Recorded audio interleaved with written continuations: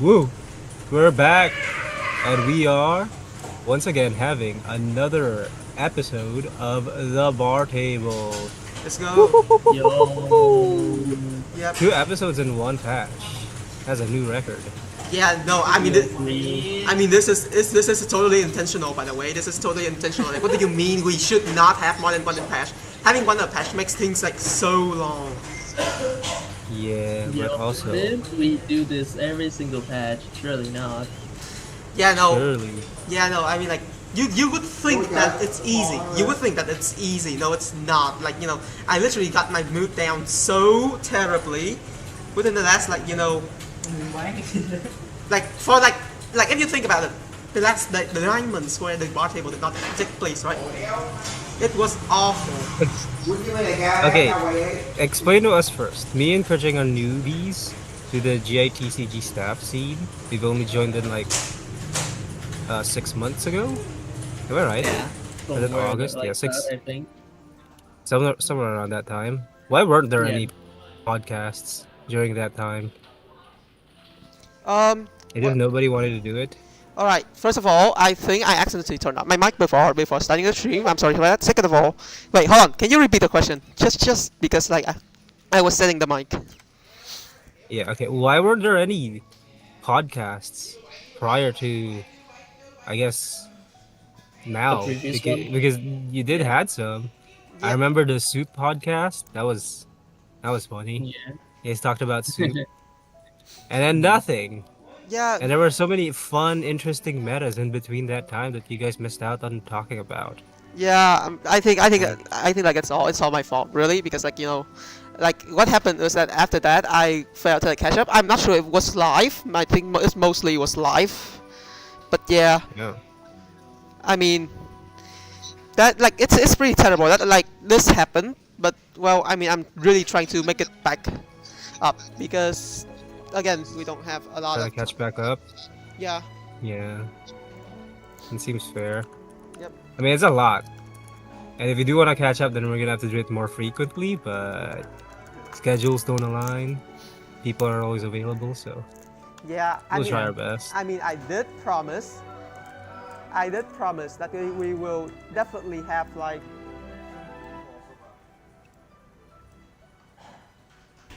But like two a patch. Also, No, you no. went quiet to QB. Yeah. Sorry. Yeah, I did promise. Like, hold on. Oh wait, hold on. Sorry, I'm just adjusting the audio of the music just so it doesn't run over like the stream. Alright, alright. We're back. Yeah.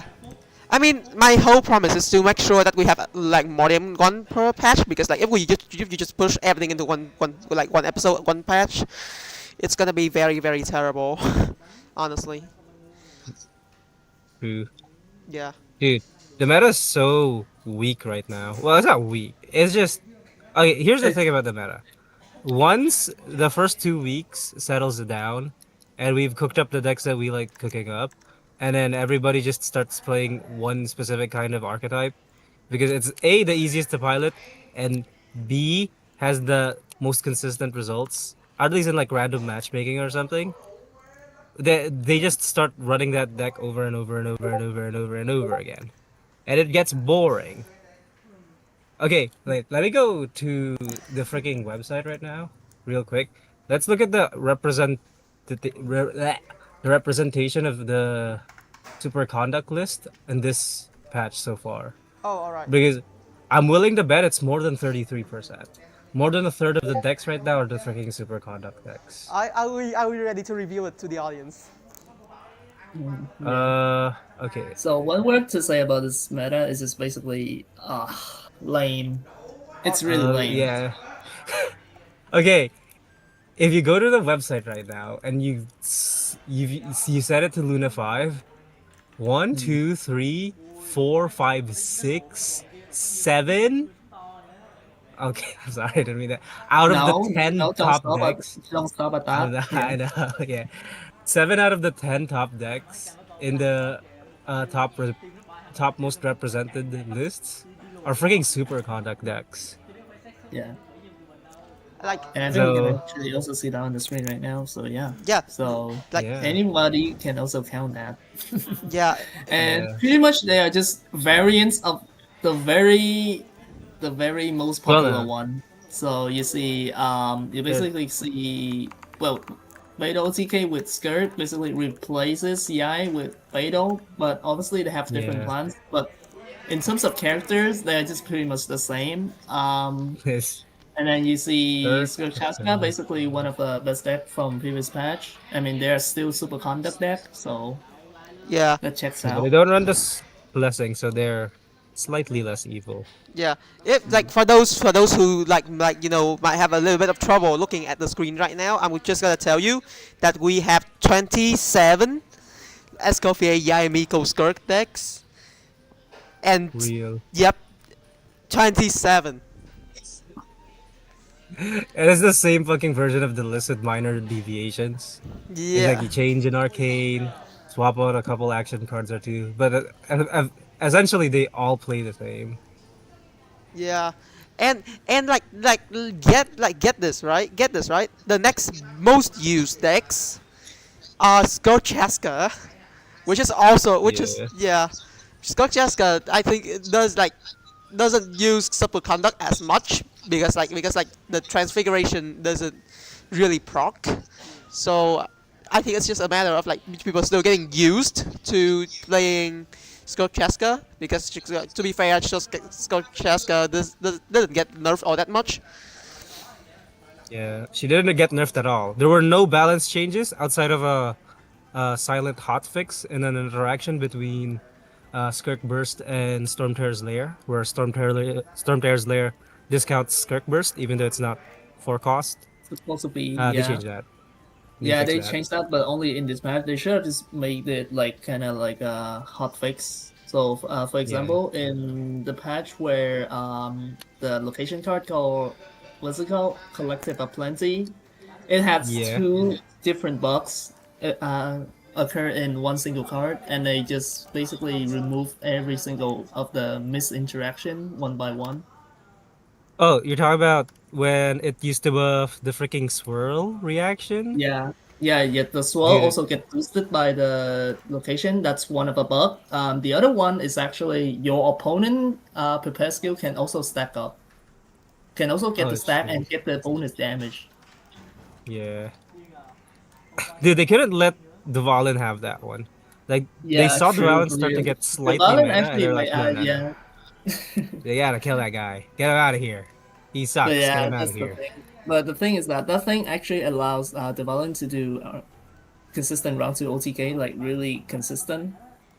Yeah. But man, compared to today's meta, it's just not close. They could give it that.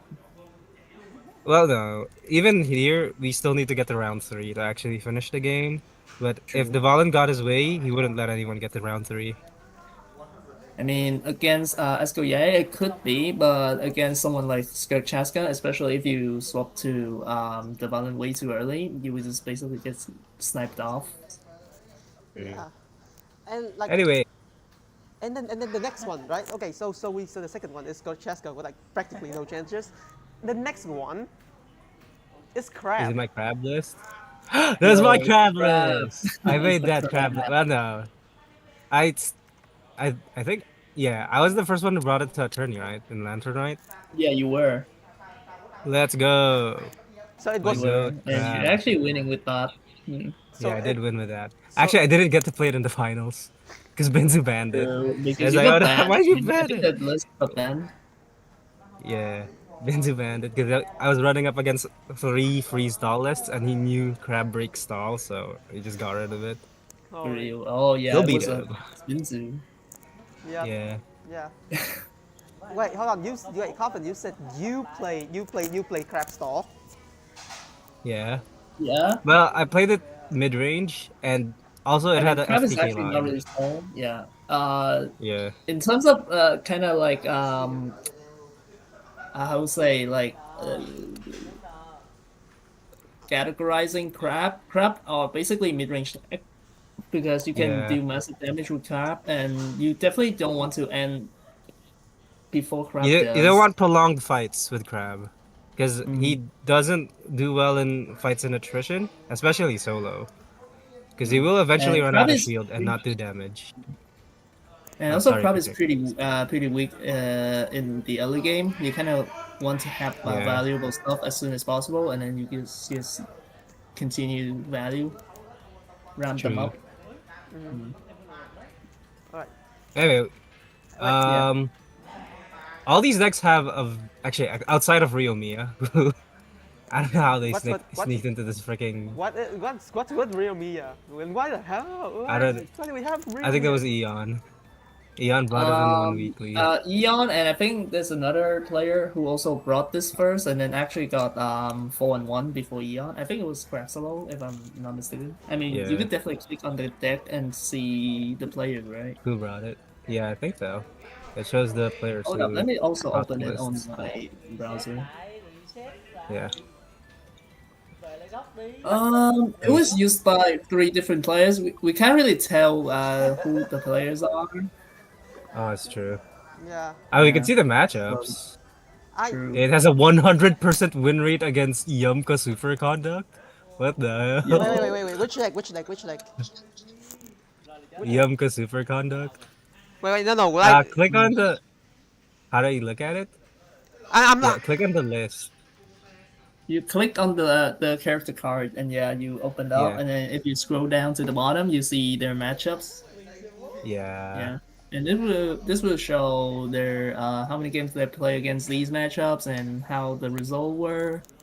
Yeah. And we Yeah. also yeah, count ties here, giving that yeah maybe they were just basically hitting back and forth until round 40 or 14, or yeah, basically this is timeout because our tournament has time limit. Yeah. yeah. We. So take take ties with a grain of salt here. Usually that just means they timed out before the round finish. Yeah. No. What? Okay. Actually, here's what we are looking at right now. I think, I would assume this is a very standard deck, save for this new card right here. No, no, no, no, no. Okay, let me explain this list. This list is hyper specialized in countering one deck. Yeah, the list that you were first looking at, the one with two send off and other kind of tech talk, it was actually Darkshrine's list who actually Yeah. brought and got 5-0, I think the He last week. made this list to kill Superconduct Yae lists or Mm, Superconduct Skirk lists. yeah. I mean, not the one that we were looking at the screen right now. Is that I think this variant is actually Arcs. He actually fell in love with the Tidestone card. He was I love Yeah, taxing cards. dude. Here's my thing about the gimmick cards because they are gimmicks at the end of the day. Yeah, Uh, the power of a gimmick is to disrupt uh other powerful game plans, and if you're not playing it to disrupt the powerful game plan itself, then it's effectively useless. Like look at Sendoff here.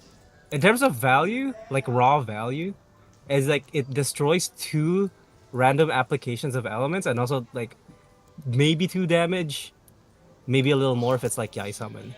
But yeah, in terms of paying dice and then what should we call it?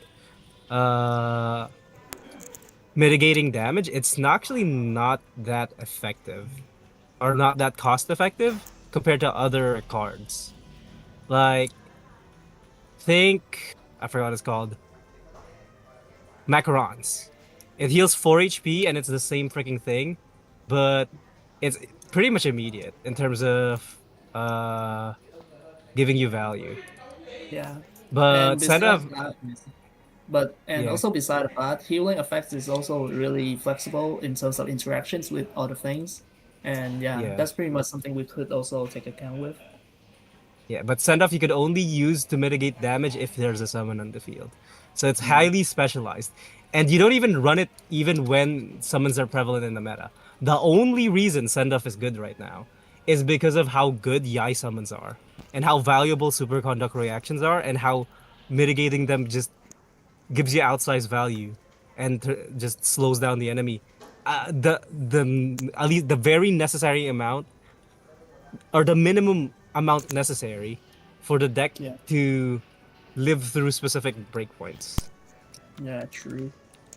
So Or basically, yeah, aside from that's that, true. there's actually no real reason to for you to play send off. Like it is Yeah. null. Like if this list was generalized, you would drop send off probably before anything else Hmm.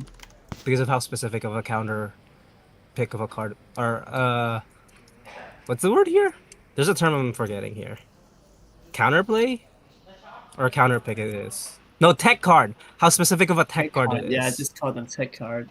They're just basically Yeah, situationals, and they're not even played every single game.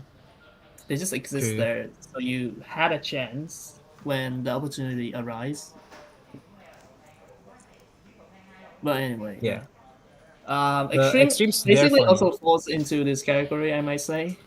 but it's Extreme, also I think funny it's favorite. and it has Mm, more broad use cases compared to send off. true, You could because also use it to most mitigate deck can combo lists yeah, most and deck high hand also size lose webs. to Dice of Cringe when they have no other cards else to draw. True. And Extreme actually push through that. And of course, Extreme is really good when you know exactly what card you are trying to steal, Yeah. and especially large And size ones as well. Yeah, okay, yeah. Let's not talk about this crab list. Let's talk about the actual I forgot what they're called. the super The conduct, actual culprits. Yeah, the actual culprits of the this actual freaking culprits. patch. Yeah, Well, not just super conduct. I mean, to a yeah, lesser extent, also vape transfig, but pretty much all transfigs is my point here. yeah. They're all culprits towards an underlying source of power creep in the game because they are power creep. This is blatant and unimaginable power creep in terms of deck building for specific archetypes. Like they just immediately improve the quality of of a deck if you could run any of these freaking cards in them.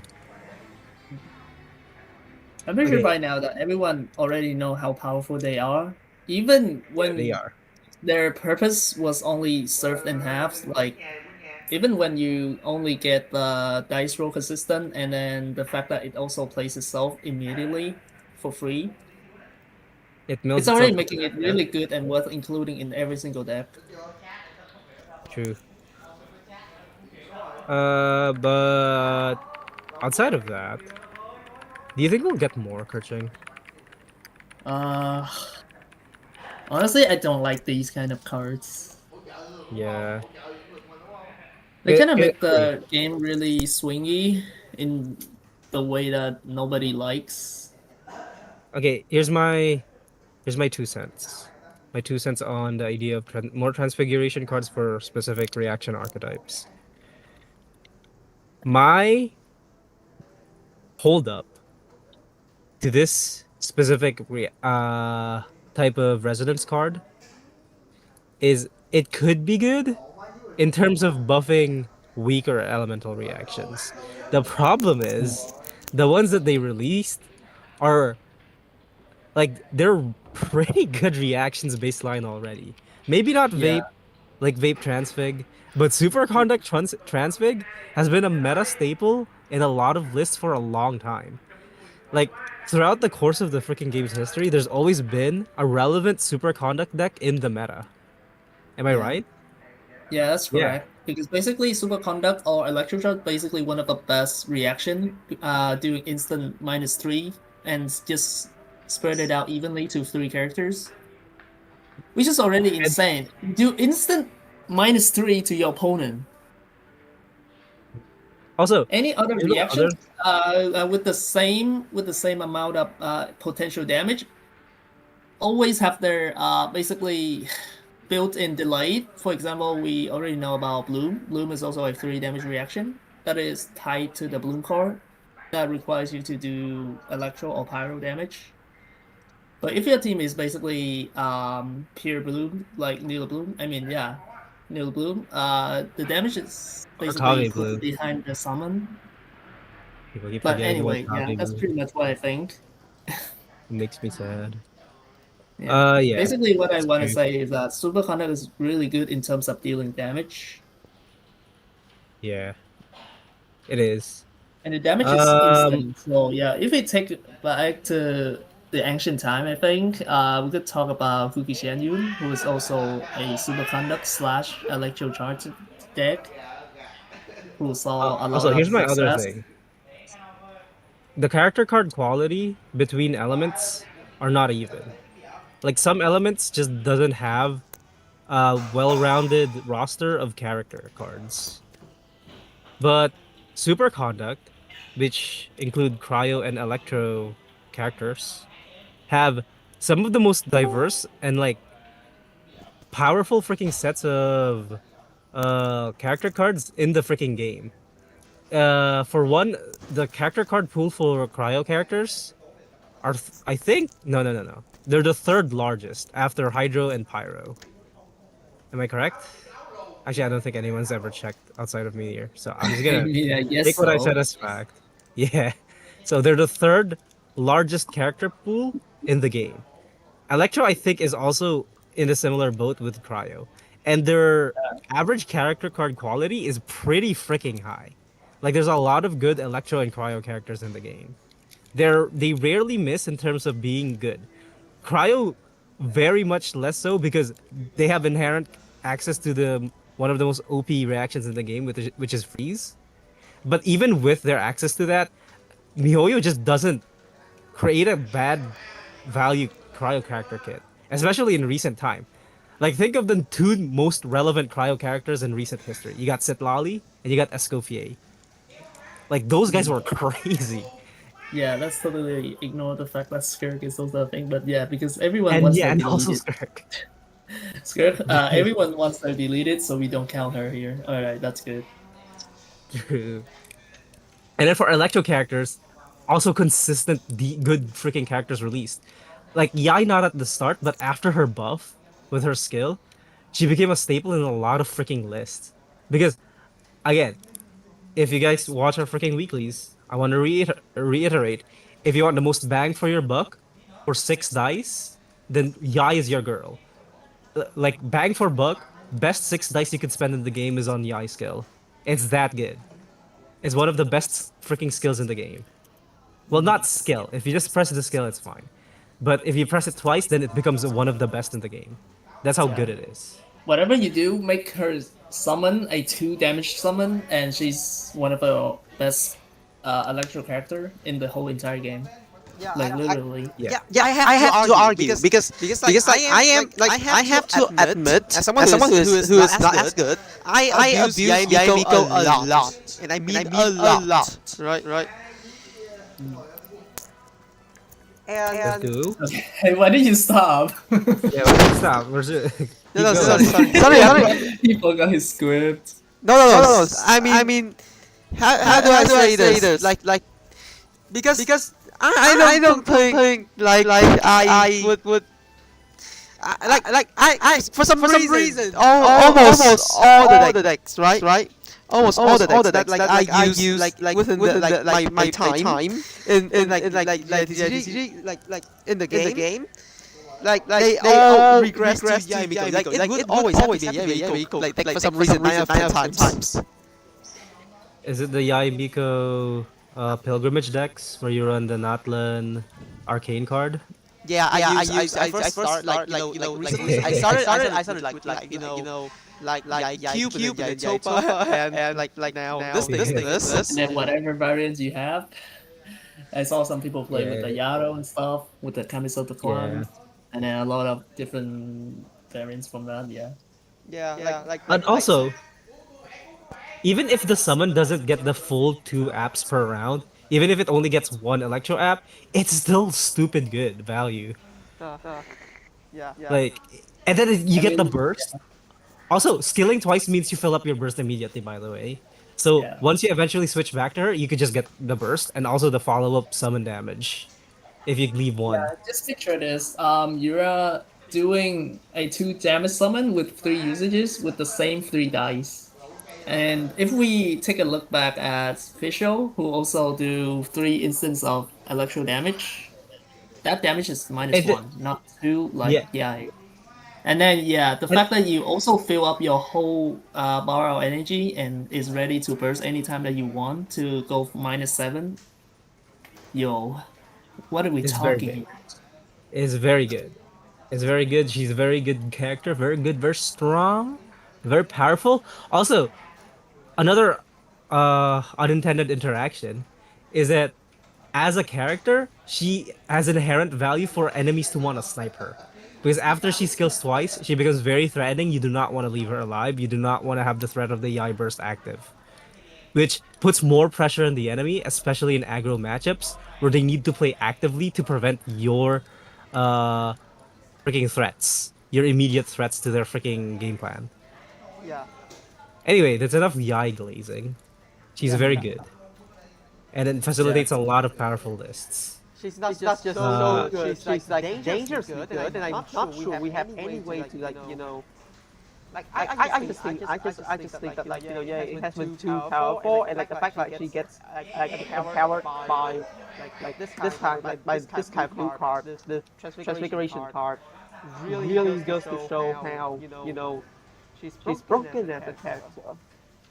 well, she has limitations, but the thing is the limitations are getting mitigated by the new cards. Like Yeah. the six dice, I'm being a little, what's the word I'm thinking of here? Dishonest about certain aspects of it because you also need dice quality, which means you also need high rolls because you need six aligned dice. You need six electro to actually do it. But with the transfig, the dice requirements are highly mitigated, especially for round one, which is the only round that matters for Yai skill. Is if you can get the round one double Yai skill, you pop off. But the transfig fixes that because it fixes your dice. That's one of the reasons why. Okay, yeah, that's also one of the big reasons. Okay, let me talk about dice consistency theory and probabilities. So, let me start here. When they designed the ice kit, or when they redesigned it, they took into account the probability of how many dice do you need round one or on specific uh, lines to pull off the optimal value to get from this character. That's part of the design principle when making the deck.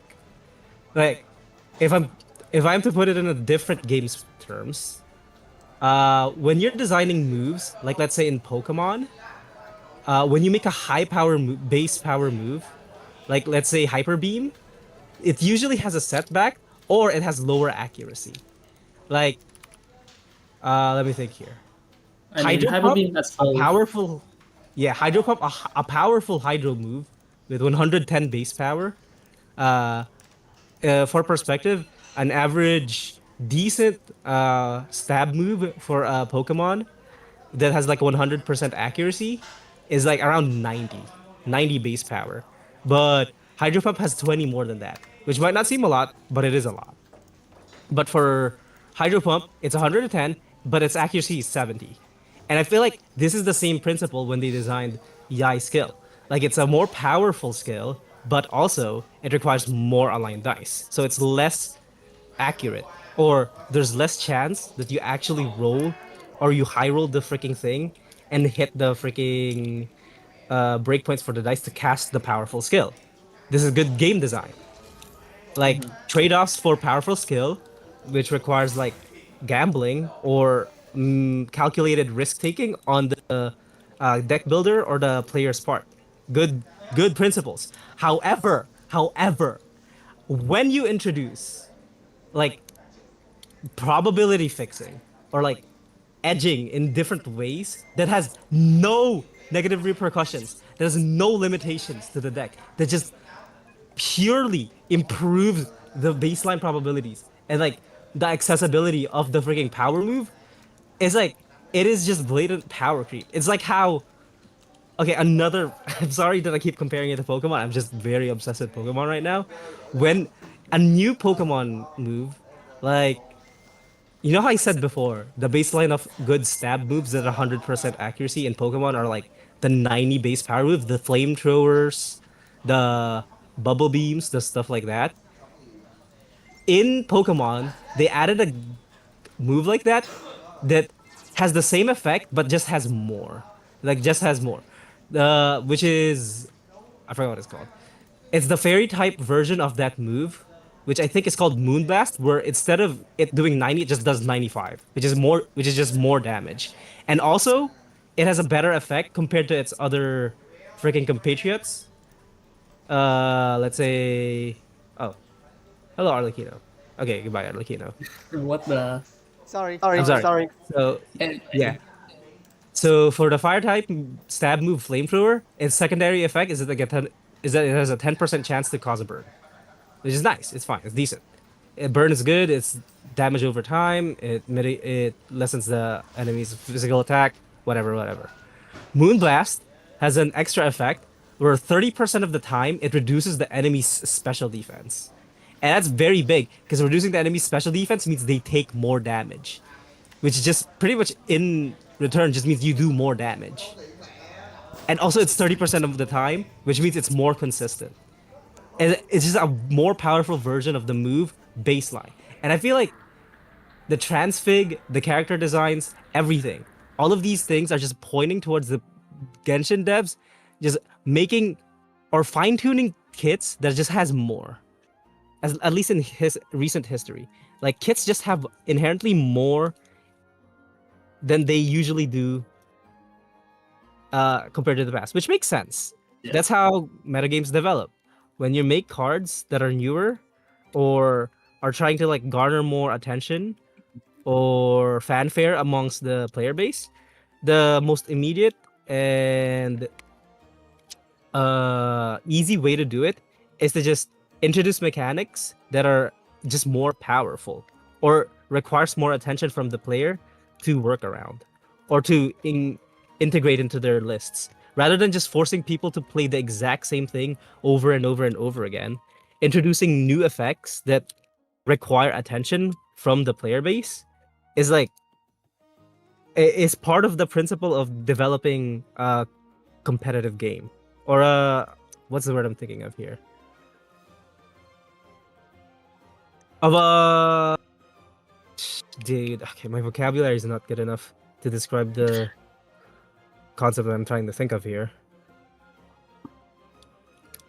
Of an ongoing online competitive game. So things like Pokemon, things like the TCG, things like Yu-Gi-Oh, stuff like that. Like if you want to retain player attention, then you have to just introduce these kinds of things. It just makes sense. But here's where the issue comes in. Mhm. The issue comes in that when you introduce these mechanics too frequently and in too quick of a time frame, you oversaturate the meta. Where Yep.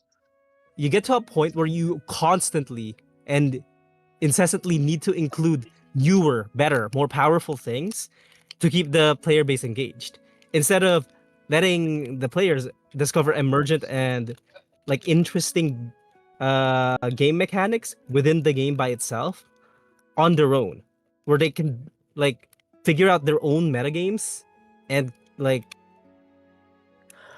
okay, I'm sorry if I'm getting very theoretical in terms of my discussion of the TCG here. Like I am very much in love with game design and figuring out metas and stuff. What was I saying? I think okay. So here's what I think. Here's what I think. I can recap your like whatever you said too. It's so you're telling me that basically MiHoYo is like is trying so hard to get people to play these new cards, like by The- actively forcing a meta instead of just leaving it there. Yeah. Yeah. I mean, okay, it's not that they should just leave it there. And it's not like they're trying to get new people to play the TCG. Well, they are. Because if they want people to play the TCG and to be able to hop in quickly and to play the character cards that they like and then have a decent time enjoying the character cards that they are playing, then they want to make them powerful and easy to play so that they're easy to interface with and they could get good results and they could continue to interface with the game. Like it's a positive feedback loop for the players. Is when they have a good time playing the game, they want to play the game more. Mm. And the way to get the people to have a good time playing the game is to get them to win and make them feel like they're having an interactive and fun experience with the game. Fun here being a subjective term, but when I say it, I mean what do I mean? It's just when you're winning, you have fun. That's it. That's my point. Yeah. It's fun when you win, and it's fun when things work. And when things work too well, then there's a little bit of a problem in terms of the health of the metagame. But that's what we're discussing right now.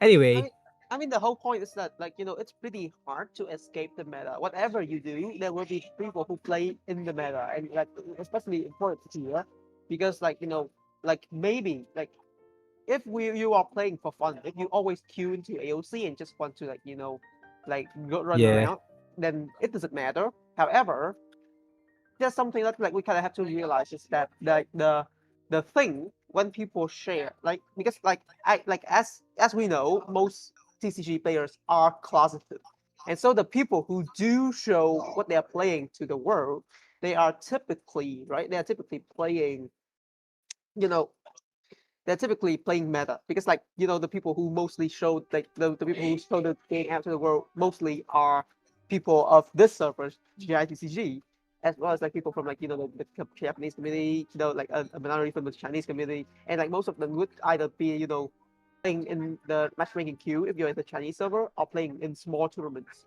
like in the global servers. And so what happens is that most of the time you will see meta. So like I feel like the point is that you really cannot stop meta anyway. Like, oh, okay, you make this character a little bit stronger, you make more people play, but that doesn't change the issue that, at the end of the day, what most people will see is meta. And not just meta, like your new cards, like all this they will see is like whatever new you throw at, not necessarily like, people having fun with their characters and stuff. Like, sure, you buff like a few characters, but now you have gone to a point where like it's getting annoying. Because like the other day, I've seen someone tweeting about like how they really hate Nefa just because like she puts like status on. Yeah. yeah.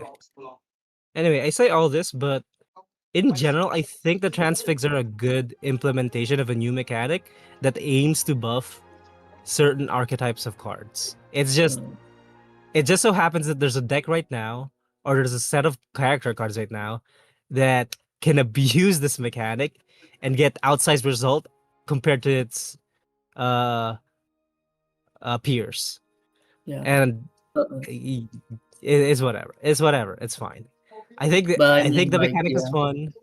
Yeah. I'm sorry, But Kerching. like, I mean, the reaction that they are trying to help here isn't any bad reaction at all. Yeah. Yeah, I Like mean, Super yeah, Conduct's sure. good. Yeah. I mean, not in the I mean, I'm not in really the big convinced game. that they will eventually release Burning Transfig, however, whatever, really Yeah. early. Well, the Because problem yeah, with Burning Transfig before Emily and is Keach actually came out, they were kind of like fall behind. yeah, okay, the thing is Burning Transfig exists and her name is Emily. Yeah, I mean, So we already had that, but yeah, you know what I it's hard to mean. justify another burning buff, at least for a little while. What else? Also, yeah, But like, do you guys think we will get more transfigs in the next patch? yeah, my take is probably gonna be one or two, every 1 or 2 patch.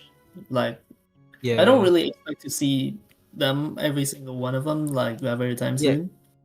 They're because there's kind a of lot like of special cards, yeah. there's a lot of there's not a lot Mm. of reactions unless they do like individual swirl reactions or individual crystallized reactions. Oh no, Then there's not a lot of reactions to add, and that they're would gonna be run Okay, out so quick. is the design constraint about these type of cards basically based on the imaginary theater? Maybe. maybe, yeah, Wait, maybe. I have like no. Imagine that. I kind of feel like I kind of feel like yeah, this is probably No. from imaginary theater. And that's the case, then we probably gonna see Cryo and Dendro reaction maybe in the future. But that would be funny though. I mean, that would be funny. I True. kind of have to say, yeah. But like, what, like, I mean, that is the one thing that I think I'm not sure if I mentioned back in episode 3 that it looks oddly familiar. Okay, I haven't mentioned it, but like, it looks way too oddly familiar to Imaginarium Tears mechanic. Like, oh, you play this card down, you get this one, and then once you make a reaction, you have to diverge. It's exactly that. Like, it's exactly that. Yeah. Oh. And like So that. Well, I basically, don't play the base game, I so I don't didn't really know that. expect to see many of these type of power releasing a lot. No, but like, I mean, you kind of have to gatekeep some specific reaction, for example, freeze or I don't know. Yeah, you cannot make freeze transfig. You cannot do that. That will be the Yeah. death of us all. Yeah, you just kind of have to gatekeep those until the time actually finally is. But how do you even gatekeep? Like, okay, the thing is, once freeze gets power crept, then we've come to other sorts of problems in the freaking metagame. Like, if freeze is so bad that it just gets completely power crept, then we have a problem. That it needs a freaking transfig buff, then yeah. Yeah. Or if they are gonna make a vape of freeze transfig, the effects need to be like really mid, like barely valuable of a freaking buff if at all a buff anyway. I think Yeah. I think like Because I think like I think like if they do like a freeze transfer, they have to make it something that could like be mid in most cases, but like in that 1% of cases where you need to push, it shows up. Like that's how I would imagine like making a transfer card to any reaction that requires like that is already way too strong to begin with. yeah. Well, anyway, in terms of actually defining the meta, I feel like outside of the tourneys, we kind of have a hard time finding out what exactly is a deck that's meta. Because, okay, for one, we need to have a community with which we could discuss it with, and we could freaking test out the lists or the cards against other similar quality of players and deck list quality, so that we could see which lists are actually good and which ones aren't. So, and right now the only source of that, or the only was it gathering or place we could actually do that, where we have hard data that we can gather and we could compare and contrast, like here, is in the freaking weeklies and in our server. And I feel like if we want to do this en masse so that we could more rigorously test and check which character cards and which decks are actually good, is we need a larger sample size. We need more players, we need more matches, we need more data in general. And weekly tournaments has a limitation in that regard, at least taking it from a single pool. Like, we are very limited in just in the sample size of data that we have right now. And if we want to do more rigorous testing of meta, then we need to expand our operations, so to say. And I feel like GTG, yeah, you have a. I'm trying to segue you into a different topic here. No, because because like I'm going to move into it in a second. But here's the thing, in terms of community stuff, I think that is the one thing that we are missing the most. Like an aggregator. Because here's the funny thing, right? Here's the funny thing. If Funny. you remember, back then, we have a definitive set data set to decide which deck is considered meta. Do you all remember what that was? No. Is it Prince Cup? Nope. Prince Cup was not even close. What is it? What? It was Was it us? Oh. No. Oh, the polls? The popularity poll? No, not those two. Oh, Okay, so See, what is okay, I it? give up. see, it's gone for two versions, and you all have totally forgotten about it. It's the Chinese circuit. Oh, well, What? no. Uh, really, is it though? I mean, yeah, we Really? base our expectations and our freaking experiences, not experiences, our perspectives on the freaking Chinese data a little bit, but for the most part, we do form our own metas here in global. Yeah, Like we but like, don't. yeah, but like, here's the thing though, because like the what matters is that there is a lot of like what matters is that what happened and like why we had that data to begin with was because the Chinese circuit, it was really huge. If I remember correctly, it's like what Yeah, it's 512 like players per tournament. And then the tournament itself, it has three phases. It has best of one squares, best of three squares, and then like a knockout stage.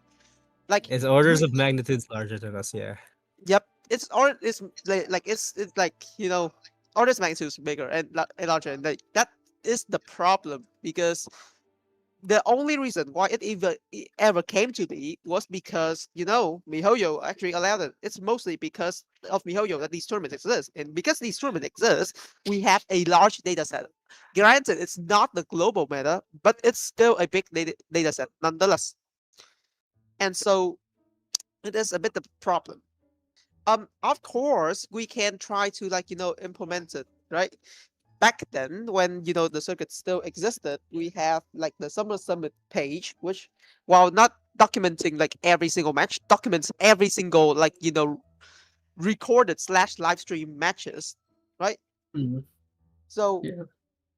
if I just go to the page here, if I just go to page here, one sec. You know how hard it is to like product like produce all this by just like by myself, right? Right. This is Yeah, that's not so this is nice. Summer Summit for like everyone who were everyone who played back then knows that Summer Summit is the place to look at the Chinese meta. And you look at this like 5.4, okay, 5.5, we have games 5.6, 5.7, 5.8, and then Luna 1, Luna 2, Luna 3, Luna 4 is like fun dug up, and then Luna 5. Nothing. Nothing. uh, that is so sad. Yeah. Like that's the whole thing. Like we are missing a lot of data simply because a tournament doesn't exist anymore. Apparently, um MiHoYo has played the silent game that they played with us as well. If you all remember, like if any of you were playing Genius Invocation back in 2024, they ended Cat's Tail Gathering and not telling us anything. And the same thing happened. No noise, Yeah. no nothing. They did nothing. They said nothing. And so the problem is like we're missing this tournament. But what's bigger is that because no one is able to host a tournament of this scale, we will never be able to have a data set of that scale ever again, which hurts a lot. Now, of course, I did ask, back then, back in the first version of Summoner Summit, this is V3, they had V1. I don't know why they skipped V2. Back in V1, it was pretty easy to put data into this. Like you just there's a hidden tool, right? And then you get into that tool, you create match result file, you put it onto GitHub, done. V3 was totally different. I haven't even asked because apparently they put it in a different way, and so what happened is I was never able to contribute to it again. And oh, so, and what's even worse is that apparently the tool to add new games into the thing, into this page, is probably in house. I haven't figured it out yet. And what that so meant was that it was not as like the whole page as is. Like it has a repo, but I cannot just clone the repo and add community matches into this instead. You cannot do that, which hurts. So yeah. I mean, I mean, we have made efforts. We definitely have made efforts. We definitely have made like the other page. We definitely have made like the we made our own page in GITCG. We have our own page, which is like I would not say slightly worse, but it's like it's like a like it Hey, has don't say that. no, I'm not If saying that. Percy's watching this, he's gonna get Yo, you. Yeah, no, no, real, no, He's gonna real. get no, you, dude. no, because like just look at this. Just look at this, right? Like this page at least has a little bit more because it does track individual players, right? Which we Yeah. haven't had yet. It tracks like Ooh. every single like matchup. The only like what we have in JITCG is not like at this level yet. Yeah. I mean, Well, tell that eventually, to Percy.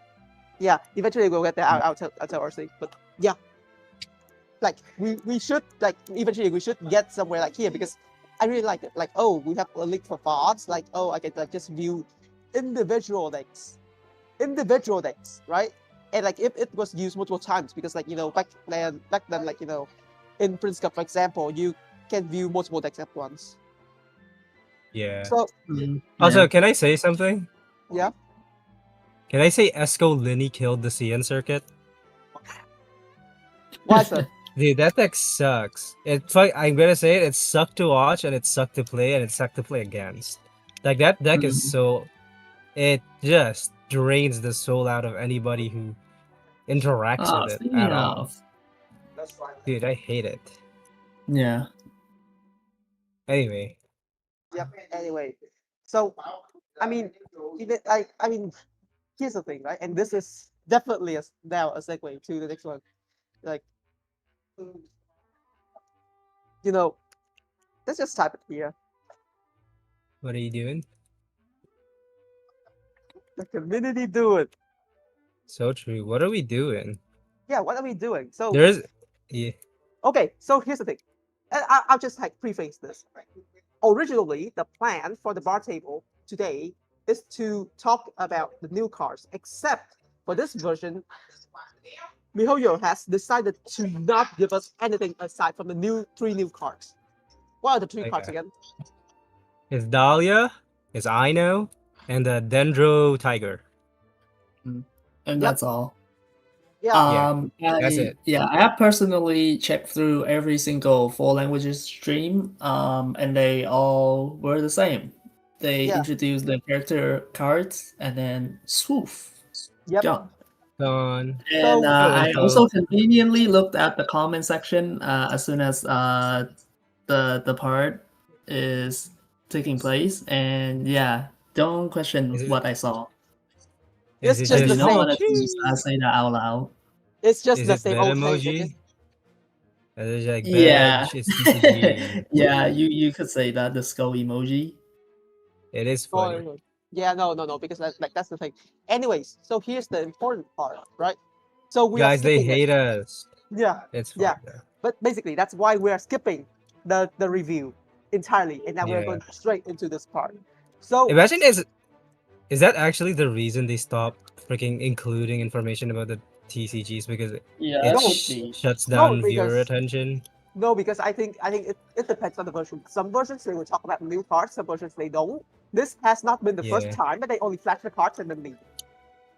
Yeah. It just depends. It really depends on like when they feel like it. If they feel like they can like put in a few more seconds into it, then they will put in a few more seconds into it. But if they don't, then so yeah, like that's None. yeah. So that's I so mean, I that's kind of feel like the next version live stream thingy is actually pretty short compared to the usual ones. yeah. True. Maybe it's a sleeper patch in general, so they just didn't put that much effort across the board. So one sec. I'm just so just give me a moment, right? Because I'm turning on like the pages because I want to point out.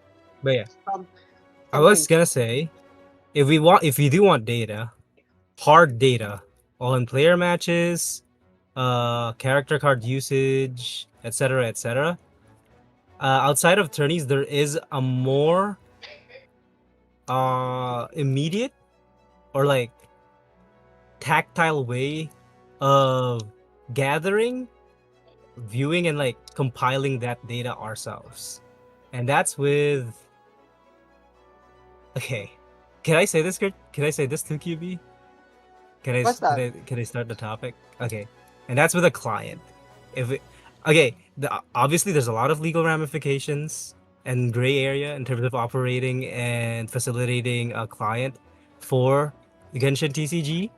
So Yeah. Okay. So it is being worked on, and I'm not sure if they've tackled anything concerning that. But as long as it's being worked on and it's starting to be implemented, that's very good. And if somebody, maybe not us, maybe somebody else, is running a client, they can, I assume, gather the data on specific freaking character cards and the metagame. More hands-on. Where for us, we have to freaking record the matches, compile the games in a separate freaking website or like a spreadsheet or data set. For them, they just have the data on hand because they're running the servers. They're freaking collecting all the matches themselves. So I am assuming that you are trying to talk about something like Pokemon Showdown. yes, exactly. Oh, Like yes. Yeah. Pokemon Showdown is very statistics based. Like the meta. Okay, I'm sorry again if I'm derailing it, but the way the different tiers of Pokemon VGC works or competitive game works is there's different tiers between each Pokemon, and depending on what tier a Pokemon is on, is what determines on whether or not you could play it in a specific, what's the word here? Specific format. Like it's split up between different formats. They call or they name like Ubers, and then there's overuse, and there's underuse, barely used, and then never used. And the overused are abbreviated into OU, UU, and U, etc., etc. And the way to determine these different tiers is by looking at the data of the user or usage rate of the Pokemons, and also by what's it called? Consulting pro players or competitive players themselves and polling whether or not they should belong in each specific tier. Obviously, they've been doing it for a way longer time than us, so they have a way better grasp in terms of determining the viability and strength of each specific Pokemon compared to us. But if we do want to move towards that specific direction in terms of developing the TCG's metagame, then a good step in the direction is implementing the client in the first place. So, all right. So, yeah. How do I say about this? All right. Just before we get into what everyone has been doing, I just want to inform everyone of this. Like, this is just a disclaimer, right? We at GITCG do not condone breaking the Genshin TOS. However, Hmm. these projects Wink, wink, are not judge. at worst, bending the rules in a way that is acceptable and with no malicious intent. As far as we know, they don't have any malicious intent towards the terms of service. So we are showcasing them here, and also partly because, like, historically, it's not like the TOS has always been strictly followed. It sometimes it's got bent a little bit because, like, otherwise why would Toronto have like post streams, right? So this is so, like, what we are showcasing is like, maybe at the limit of what is allowed, but not necessarily like breaking the rule outright in the sense. Yeah. Of course, just to make sure, all of these are related to TCG, which also hasn't been receiving a lot of attention really. Like, I would really say that, like, if any of these were shown in Also, like the main game, then it's Yeah. basically then like it might be struck. But like this is TCG. I think that there's like a lot of like motivation to strike these down because apparently the game, like, Yeah. hate to say this, but some consider it that way. I guess in that specific case, it is kind of a boon for us that MiHoYo's paying less and less attention to the TCG scene.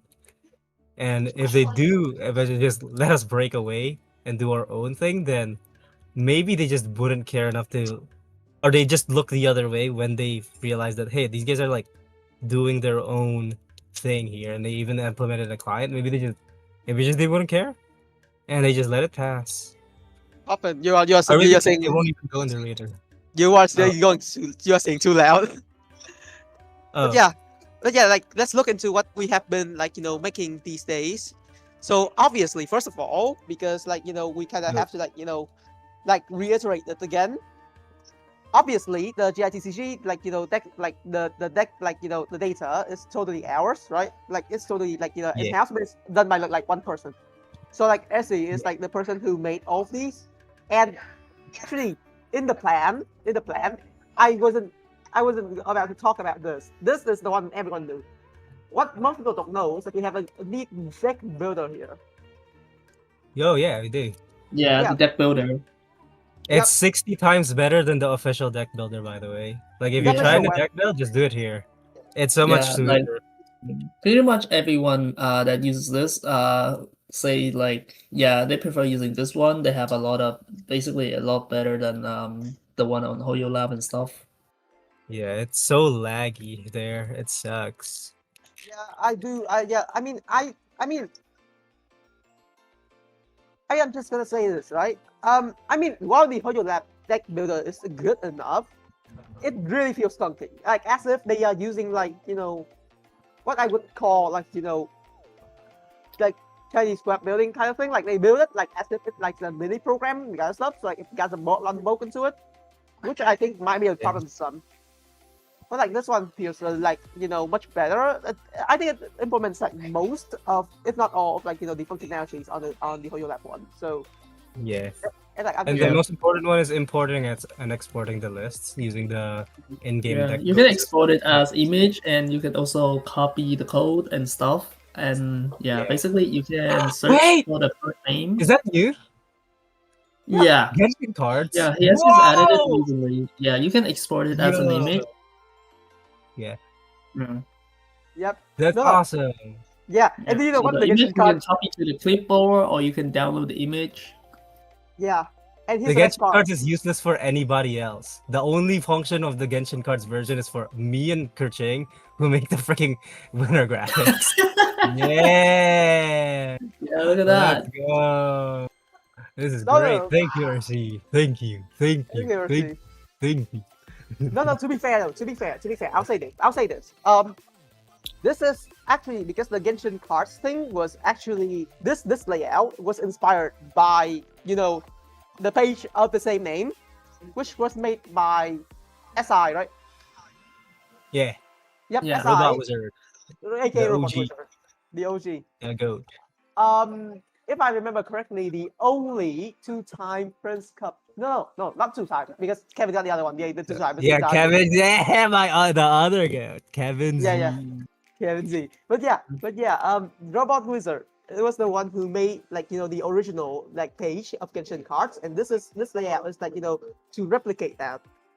Yeah. And this is the one we use in like the announcement graphics Yeah. in the server. Yeah. Exactly. Yeah. Yep. Yeah. And so yeah, like that's like I'm just saying, right? Like I'm not trying to brag. I'm just saying that if you let the community do their thing, they will create things that are better than what you would do. Which is no, to be fair, this is the principle that like Koyo has been going on, and like most gacha games follow this. Most gacha games follow this principle of like empowering fan creators to create things that would like make more people want to play the game, and this one is no exception. Like Millie Astra. Are people even Mm. still playing Millie Astra outside of the freaking test dummy to figure out the team's So DPS yeah, or I make only used it for the test dummy and stuff. Well, I mean, yeah. them? It's Yeah, not right side. I haven't I'm counted. I empowering haven't counted player. the day I last play whatever. Is it Bridge Battle? Yeah, Bridge battle? Yeah, that dude. one is fun, Even and the yeah, best we of it. basically mostly play with that. But yeah, I haven't counted the day, but it's Wait. probably be way too long now. Yeah, no, but Okay. I mean I play Millie Astra for anything but that thing. So yeah, But we yeah, Wait. I mean I Unrelated. to everything, I just want to bring it up. So Milliastra is a UGC, which is user generated content type of Mm. freaking stuff, Please do not and bring it's up. Please do not bring up the topic of like bringing the card game into Milliastra. no, I- no. No, It's no. unrelated to Genshin altogether, All right. and it's based off of the most popular UGC of all time, Roblox, Yeah. and within the next couple of months, Roblox will be banned in my country, the Philippines, and it's making me wonder, would the freaking government crack down on other stuff similar to that and also ban like other UGCs or even just other games? I think not. I think it is just Roblox being egregious, but it is funny to think about. Yeah. Yeah, I would. Because we are on the bar table, I would not say anything else aside from the fact that Roblox is probably going to fall. Yeah. I'm just gonna say that. Yeah. It's Anyway, not. It's too big to fail at this point. They're gonna Yep. adapt some way to keep going. yeah, They're a $1 billion company. They've got the resources to pivot into something valuable, probably. yeah, I assume. yeah. Actually, before we leave, I think that we have like one very thing that wait, why is it Wow. not here? Oh yeah, What is I'm it? just gonna tell you that like we have this thing called the tea time mode. What does that mean? So we have like So we have yeah, basically tea time mode will just sort out characters that might have have all that meets all three resonance requirements. So you have two characters with the same weapon, two characters with the same region slash Oh, fraction, and then two characters with the same element. So that's basically I thought tea time like mode, allowing you to play tea time with full value. I thought yeah, it puts all the characters in like a little cute little tea party and they all have tea. Yeah, yes, basically puts your basically a mode, the filter that allows you to build a team, build a deck characters similar to how you would play TFT. Everyone has resonances. True. TFT. But yeah, like I mean, TFT? TFT. I have been playing TFT for like I don't know. I thought like anyway, that would be a Did I've bit not tried it, another not stuff. touched it. I feel like I like it, but I don't want to try it.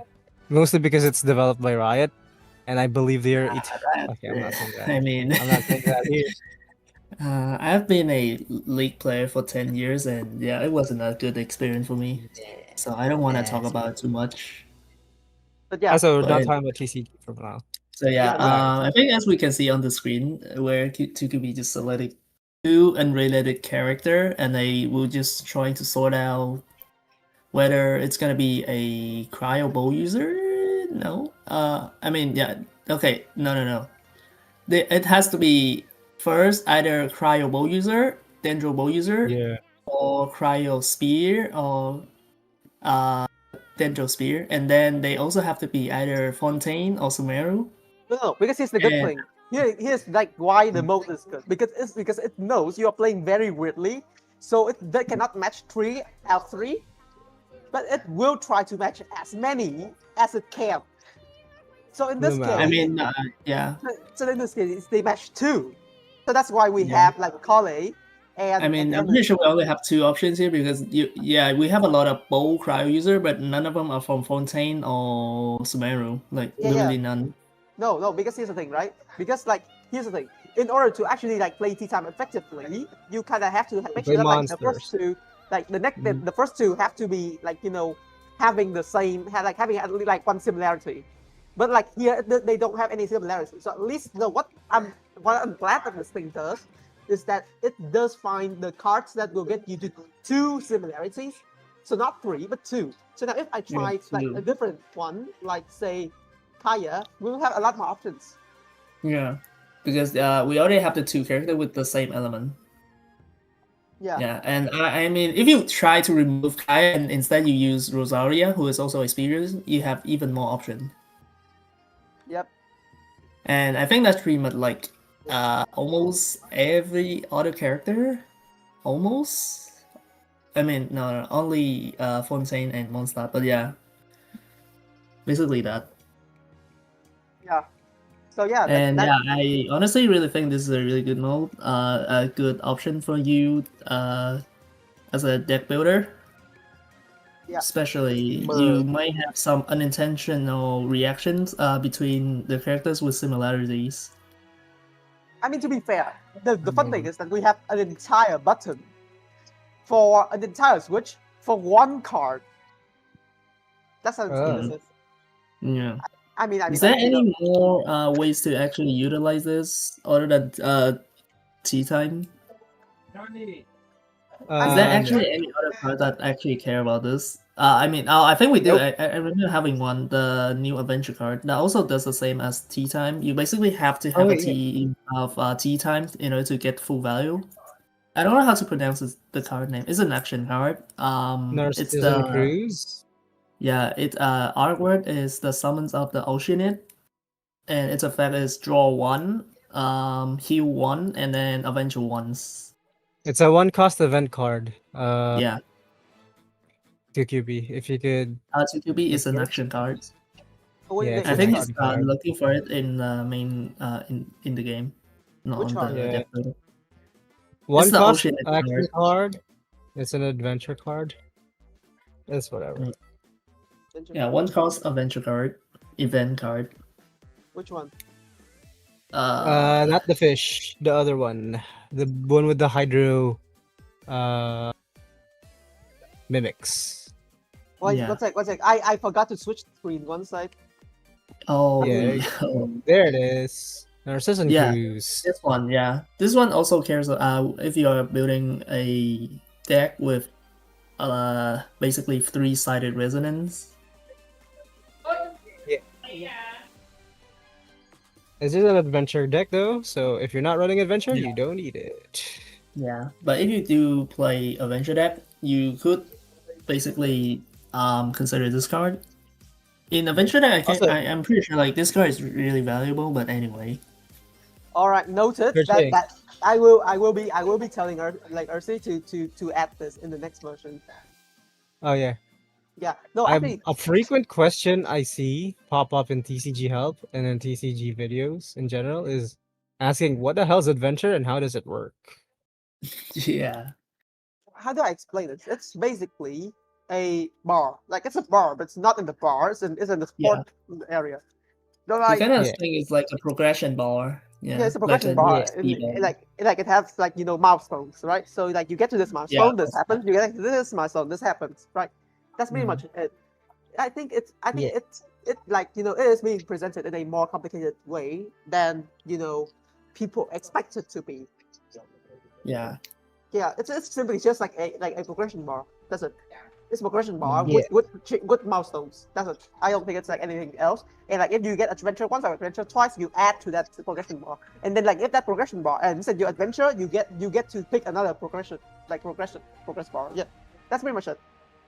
Yeah. I mean, basically new mechanics that haven't been in the game for prior. Basically, just seems really confusing the first time that you approach them.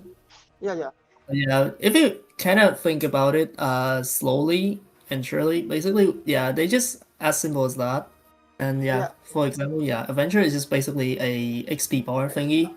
Yeah. When you reach that amount of XP, you level up, you unlock new effects, and that's pretty much it. Yeah. I think one thing that I really want to see in the deck builder is this thing, the skill effects area where they sort the cards by keywords. I mean it works 90% of the time because like it checks in your description and that's fine. The only problem I see with this is if I click generate action card and then there's terminate.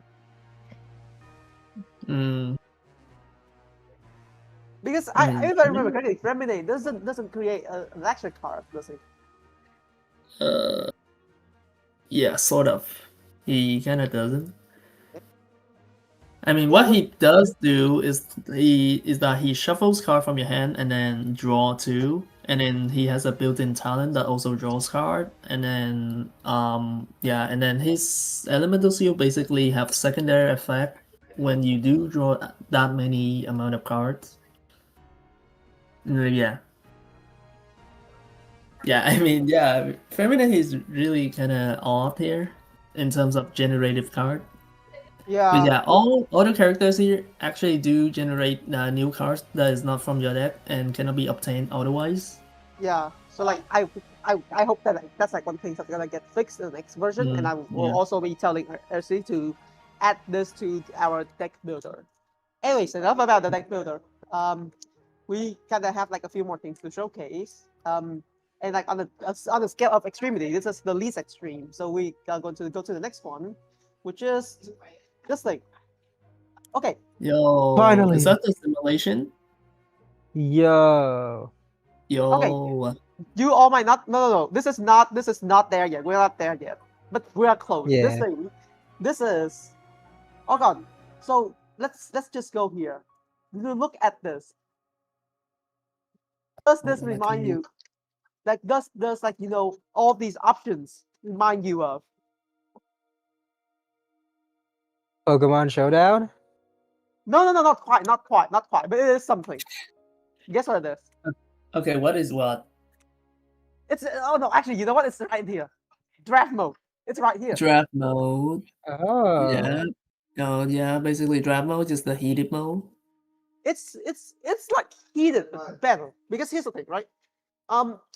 How do I say this? Like back then, like if you were there, like back in like last year or so, while we were still like trying to like bring ourselves up back when CTG was no longer supported, the Russian community actually came up with like something. They thought, hey, what if we could just like draft like characters, like just like in the draft modes in like heated battle mode. Oh, okay. What I if think we I make remember that one. Genshin TCG TFT real? I'm not sure if it can be called TFT. It's just like the heated battle mode draft, but like they're like it's customizable. So like they have like five pro sets here, which is really Yeah. insane to think about because like Generals 2 is like from the Generals 2 tournament. I think some of us really like actually like took part in that.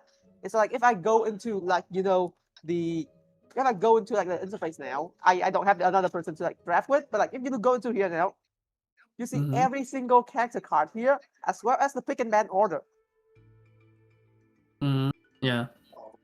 Wow. Actually, yeah, like it's just that. Literally, it's just drafting. And like if I so try to like draft with myself, for example, let me just like try. Wait, Let me try to like just draft with myself. Kerching.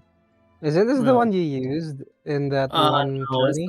it's a different one. No, I mean the Oh. one that for the draft mode tournament was just kind of it didn't Scuff? do well. Well, Yeah.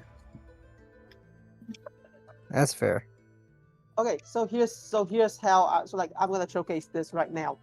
So here's what I'm gonna do, right? So what's gonna happen is that okay, so I'm gonna just go ready on this, and I'm gonna go ready over here. So what I'm gonna do is that it runs a timer, and then what I can do is that I can ban the character or pick a character. Say, I don't know, I wanna play ban well. ban well immediately straight out the bat. Yeah, that one hit him. Smart. And now ban. Yeah, and then second player ban.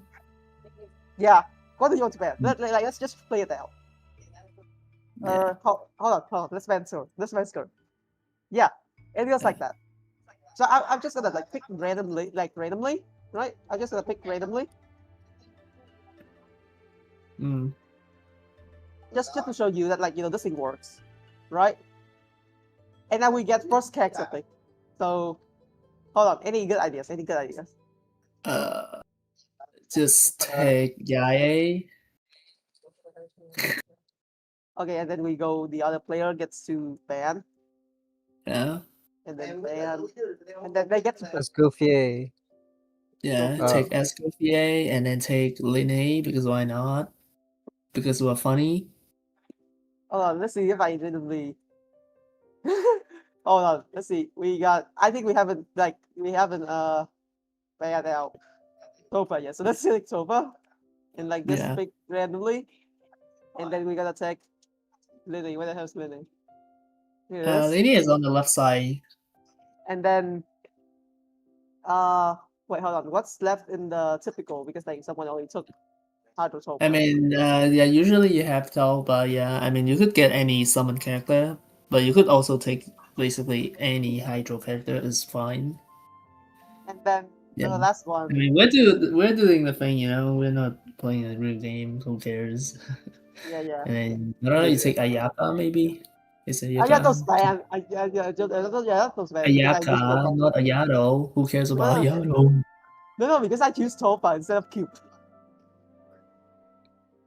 But yeah, Yeah, basically that. that's how it works. And then like like after you run like a round draft like that, you just take these three and build your own deck, which is much better than having to like have to get like a random deck from like the game. Now you get to build your own deck, Yeah. which is like super great. And like this is one of those things that I really want to implement into like GITCG in the future. Maybe not as a weekly. Weekly, like I don't think we should do weeklies with this. But what we can do is definitely, have like an event every version where we all play draft. Also, speaking of weeklies and also with the community, yeah, I think we've already noticed by now that we are also running weekly streams. We are reviving them. Yeah, we are running. We are Yeah. currently running weekly streams Well, Yeah, on and on in Asia. near future we could also do EU weekly stream.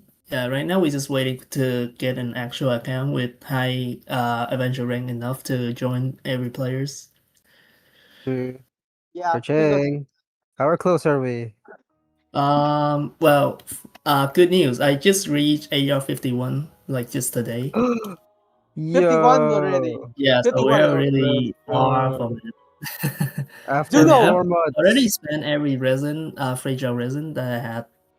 Yeah. Oof. And the rest of the XP relies on me spamming, mashing my head and my keyboard Have you done to all? complete the Coffin Have you done quest. all exploration though? Have you done all exploration? That's an important question. Have No, you done? not yet. I mean, Please do. I mean, yeah, I don't really have that in that much of free times, you know, No, because I because like also have Also, a lot of stuff. I don't know if I could discuss it here, but people get paid to do what you're doing, Kerching. Like people pay other people to like grind their I mean, Genshin accounts for them. listen, I mean, for you. Hoyo is not going to be responsible for that, and they might terminate your account if you do that. But Yeah. please. But like I mean, to be fair, But again, it's as not I like said, League though. Like if League you Yeah, get boosted by someone else and someone else plays with your account, then yeah, you're kind of gaming the system. But here you're just not playing the game. There's yeah. nobody who's getting harmed from this experience, I would technically. I would I mean, assume also that. the pure purpose is just to get enough adventure ranks and stuff. I mean, yeah, I'll personally grind it myself. It's just that I just simply not totally unemployed. That I have Mm. my whole 24 hours a day to spend on Genshin. Yo, real. Yeah, no, but like I mean, I think what matters is that the fact that, and I think this is not just applies to Genshin, but like for like a lot of games, Yeah. it's that you are trying to like you are trying to earn money doing that. Which is like Yeah. I a mean, lot of game true, yeah. companies. A lot of game companies would really hate it if you are making money on their stuff without asking for permission. So, and Yeah. Yeah. and I mean like that's the They make framework. enough money.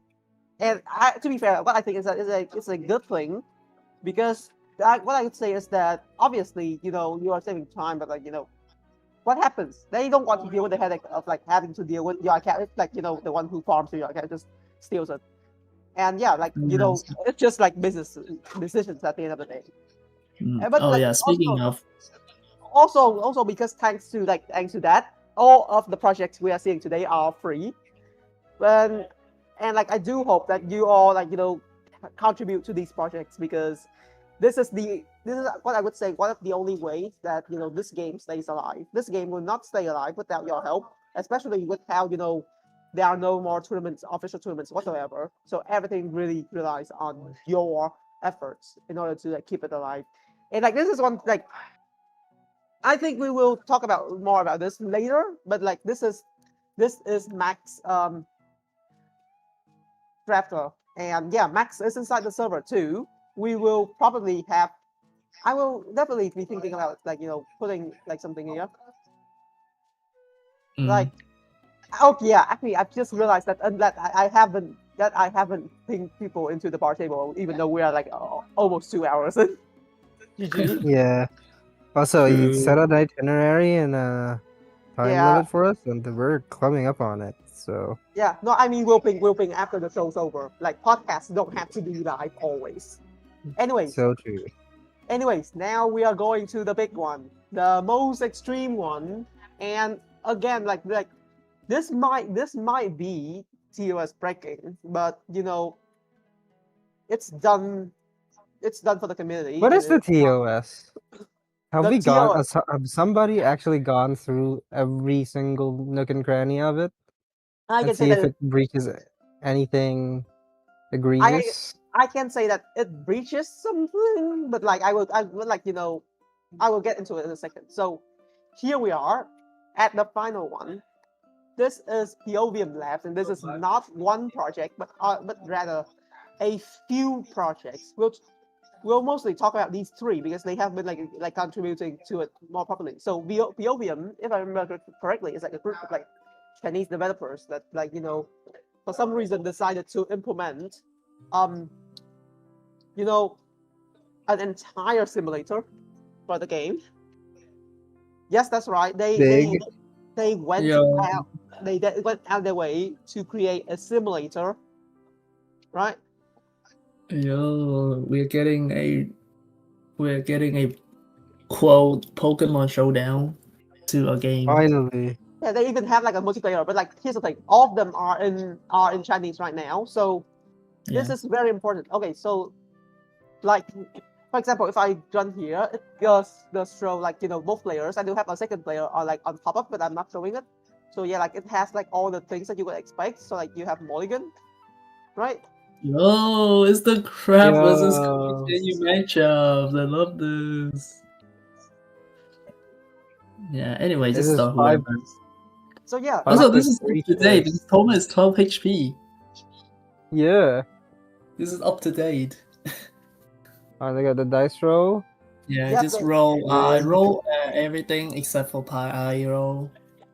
Yeah, you don't need electro. You don't need it. Yeah. I'm not gonna go and sign up Because this you're early. skipping the animation because basically this is a simulation. You do whatever. That is not against the rule of the game. yeah. No, to be fair, it does break a rule, but like I mean, okay, I'm just gonna say it. It does break the rule in the sense of replicating the game. Like as a like because like it's like basically like replicating a server, but this is like less egregious because it has a rule, Mhm. it has rules, and like you can reconstruct it from the rules in the different implementation. So, I mean, this is barely on the side of like breaking the rules, but not necessarily already breaking the rules. Basically, this is in the same realm as Pokemon Showdown, I'd say. Yeah. I think they'll be fine though. Unless Pokemon Champions start to really pop up. Actually, even if it does, I think Pokemon Showdown will still be fine. Hopefully. And modern Pokemon PvP is just something else too much for me. Anyway, but I kind of What? feel It's like so this one is good. kind of like a dueling book to Yu-Gi-Oh! You just kind of have a sim that pretty much has Oh. everything available for you, and you could replicate it. True. Basically, that. Yeah. Yeah. Yeah, I just kind of want to say it's more like a dueling book to Yu-Gi-Oh! More than Pokemon Showdown. Yeah. No, but like, here's what. Okay, so here's one thing that I do hope to like will happen, right? Here's one thing I do hope will happen with like projects like these is that they will not get struck. I sincerely hope that like if for some reason Mihoyo or However staff are listening to this, please keep these alive because realistically, right? Realistically, You are not earning any money from this anyway. We are not earning any money from this anyway. So Yet. Wait till no, they add the microtransactions. no. Woo! No. That will come. Focus That skins. that will come. That will come later. And I do hope, like, if they ever do try to do that, they should at least like fund the game with money. But like, I think Whoa. keeping things like this really helps, right? Keeping things like this really helps, massively helps, because if you expand on this kind of thing in the future, you can really have like a visualization of like a match log, for example, which is going to be very helpful for like, commentary desks, because for now, the only way that we can do like, match analysis is by having to record replays from the game. We can't even export them. So having these here really helps, like, build the framework for like future stuff. So yeah, these are, the three things that I want to showcase to everyone regarding what the committee Oh. has been doing. And I Well, think we can have like a lot more, right? I think yeah. we have a lot more. It's just the problem is that it's really hard to get people to do it because the game is kind of dead. Yeah. At least, Oh, and also, we're also coming up on another issue in terms of pricing, and that they're discontinuing third-party top-up services. yep. Oh, So yeah, that. distributing 30 prices are kind of Yeah, At least yeah. once it, Basically, making our way of delivering price a bit harder. Yeah. yeah. No, actually, here's what here. Okay, so here's the thing, right? In terms of pricing, and like this is something that I have been following because I have seen it happen in Audio Lab. Back then, like we got a lot of botted posts promoting the official top up page. I was pretty annoyed by it, but like I did make my own post on Audio Lab talking about like why people should be like using like authorized top up places. So back then everything was fine until there was a new development that apparently now like UID purchases are being region locked. Yeah. Yep. And that is a very big problem. Like, because what that means is that we would no longer be able to top up with UIDs. And while it is while it sounds fine, right? Because like most people who top up for themselves. So if they go to like a third party, they don't know if it's like an authorized third party or not. They're just going to like pay there because they can just slap in their UID, and then take like they get their purchases, and well, Hoyo will feel mad if that's this like an unauthorized one. The problem is that by striking down on that, they are basically striking down also on the 1% of people who use it to give the gift to someone else. Which is infinitely more annoying because the point is that because for us especially, like we have a principle that like in giving out prizes that the prizes have to go directly to the account that go on the tournament or like a known associated account, just so we can avoid the problem of if we give the gifts to someone and then they trade it to someone else. And so if that happens, you can have someone having multiple alts, and if they lay undetected, they are bringing everything back to themselves, which is not great. So that's True. that's why we have been Oh, using. wait, is that the reason why? I thought it was because we could have somebody selling their PETA coins to other people and then buying them their Welkins using the Same way, prize. same way. Doesn't matter. It's the same thing. It's basically the same thing of like having multiple people funneling prizes into one account. So that's why. That's why like UID top ups were like really helpful to us. But now that they are blocking most of the avenues to it, I feel like it is becoming more and more of a problem because the alternative is that we have to log straight into their accounts, which we do not want. Yeah, definitely nobody Yeah. wants to. Yeah, like I literally like I'm just gonna say that like one of the community members actually asked for it, and like we like internally I have asked the people like in the team to try not to get this through, because like try not to like do this too often, because if you really do it too often it becomes like big trouble.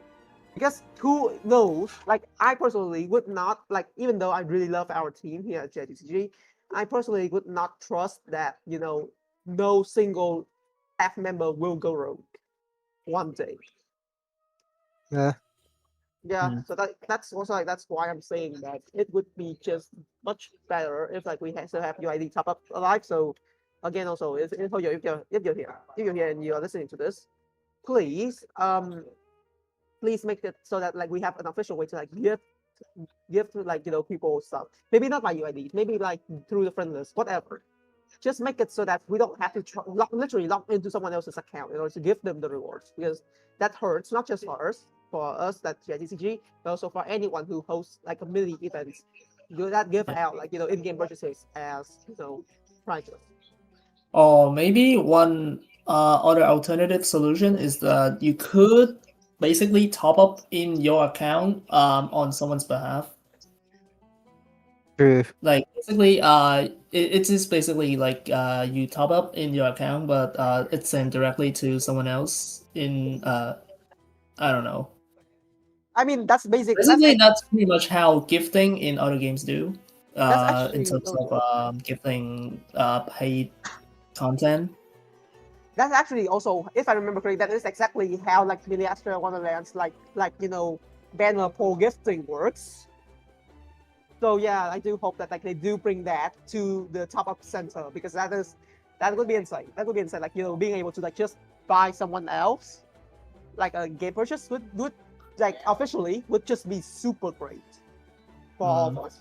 Like when that happens, and like we can verify that like, oh, this works as a gifting method, then sure like maybe you can shut down like your ID top up by that point. But like until then, I do still hope that like we really have a proper solution, so we don't have to try to log into other people's accounts. So yeah, I think that All right. those are the Yeah. big issues.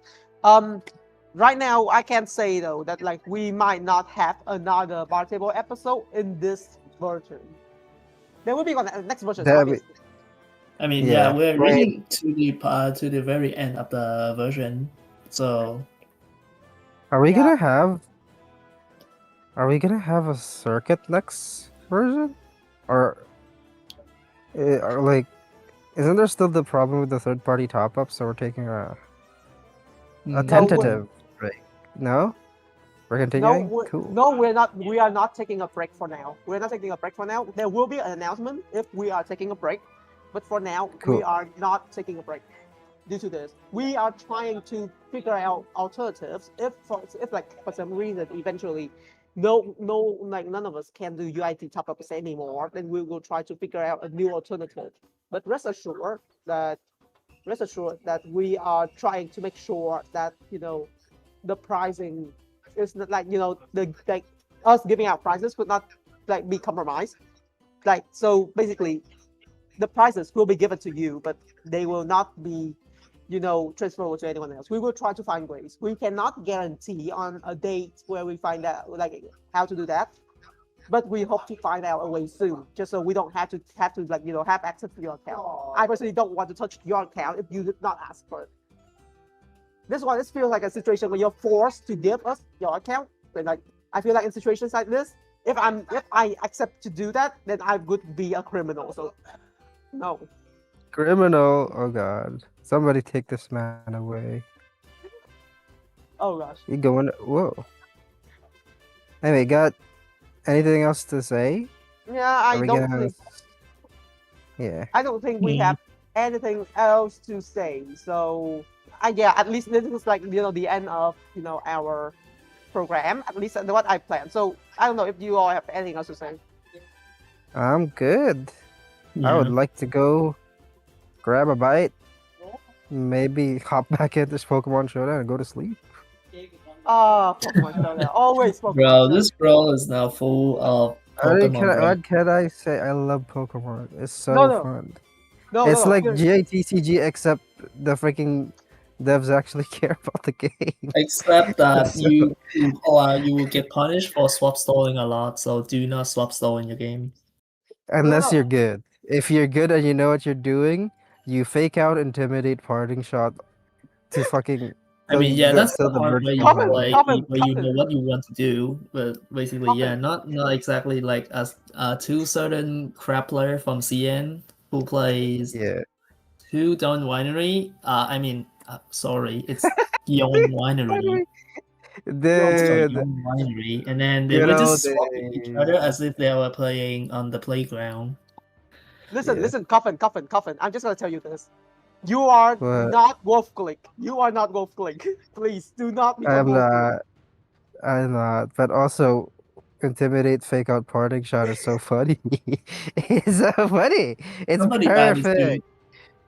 Uh, it's so funny. I love it when I do it and I do it and I didn't protect and then I fake out and then that move it flinch, they flinch and I get -1 speed, -1 attack and then I fighting shot and then I do -1 attack again and -1 defense. It's perfect. It's so funny. Anyway, I think that's Yeah, everything we're yeah, gonna yeah, talk no, about. Oh, yeah, yeah, we want to talk about? Yeah. yeah. No, I mean, I, Uh, say I, I anything just, I just wanna, I specifically just related. wanna, I just wanna make like a confession.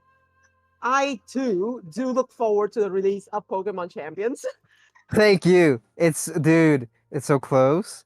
Tell me everybody's looking forward to it, and we're Yeah, all gonna play it, and we're all gonna get addicted, and then we're all gonna end up forgetting about GITCG, and we're gonna cry.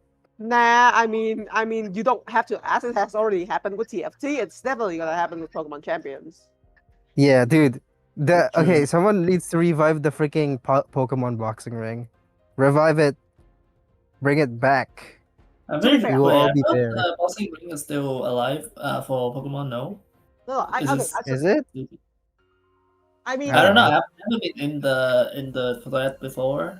it's barely alive. It's barely alive, right? It's barely alive. Okay, Like yeah, I Yeah. someone I am the, I tried am the it. one who posts like play Pokemon content on there. Otherwise, like it's not currently alive. Like it's dead ever since like the TCG Pocket like praise went down. But like here's one thing I would say. I think the fact that people really like to play things like Pokemon Champions, which is coming up, or like um TFT, is the reality that they are all like separate clients. At least TFT on mobile is a separate client. And so what it Yeah. means really is that by having separate clients, people have like less of a friction in order to actually get into the game, which is something that like Genius Invokation doesn't have. And while I can understand why they don't want to put a lot of like dev hours into it, because to be fair, it doesn't make them any money and will not in the near future.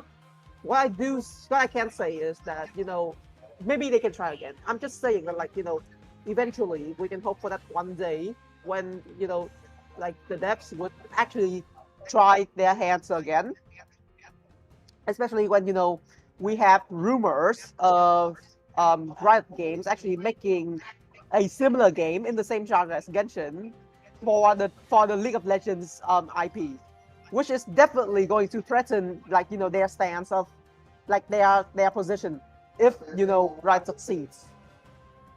So Yeah. yeah, so yeah, what I'm hoping is that Riot sees what's happening and they try to strike back, because like just think about this for a second. Riot failed with Legend of Runeterra, but then they realized the problem is that it's not monetizing enough. So what do? They make a new game. It's called Riftbound, and now everyone's playing it. They made what? Riftbound, like the physical card game. Oh. Oh, I okay. mean, I we have haven't that now. really. We have the physical JTCG cards. Yeah, that's the Well, point. What I'm saying is that Hoyo should be looking at Riot, and like they should have known by now that they kind of have to move, because if they don't move, eventually they lose their standing. Because the whole thing, I would say that like Hoyo, like I like this is a bold statement, I would say, but I think the only thing Hoyo has going for them is Genshin as the IP, because even Honkai is like one of their like they're one of their like favorite child, like they have two favorite children, which is Honkai and Genshin, right? And then like Honkai, they like Honkai back furthest. Kind of that. Honkai Star Rail is unfortunately way too grindy. Like you either grind a lot or you have to spend a lot of money. We don't talk about Zenless. So this is like a different category, and it's not at that level yet. And then we have Genshin, which the developers have promised, like, oh, we want to keep this as an IP for like 5 years, 10 years, 20 years. Basically, what I've always called the evergreen IP. And like they kind of have to figure out that like by not capitalizing on card game players, they are missing out. They really should, like, capitalize into this. Because let me tell you something.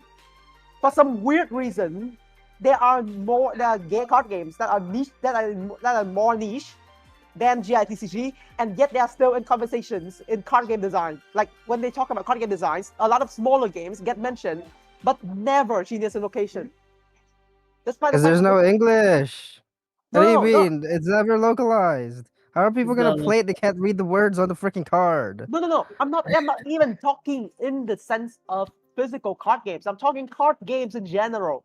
Because usually when Oh. we talk about card games in general, they do talk about things like MTG Arena. They do talk about things like Master Duel. They do talk Okay, about but things those like games, Hearthstone. those ones are based off of actually being a card game. Like they're yeah. foundationally card games. JTCG They isn't. It's a basically, side game of No, no, a freaking gacha game. then explain Hearthstone. Then explain Legends of Runeterra. Those are Yeah, in but the conversation too. those are GITCG could have hard been. pivots.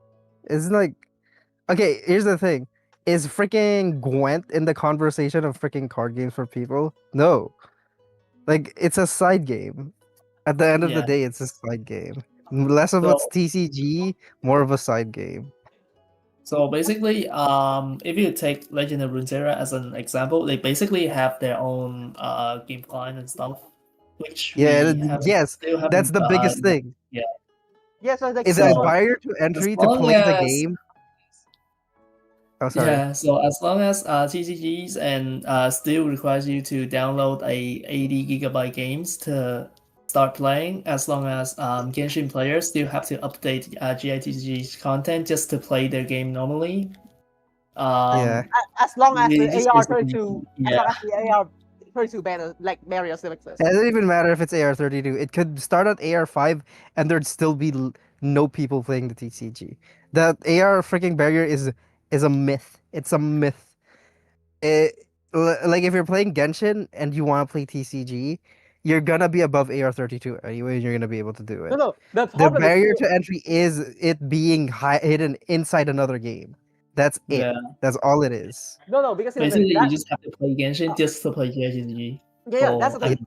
We have two barriers. First of all, you have to download the game. Second of all, you have to be playing Genshin, which is a problem because most card game players they jump from game to game. Even like some of the top players, like Chamberlain, for example, started from Artifact, jumped to GITCG, and now is playing multiple card games. Like like if you go onto his ability, he would be playing Lorcana, he would be playing Riftbound, he would be playing Shadowverse.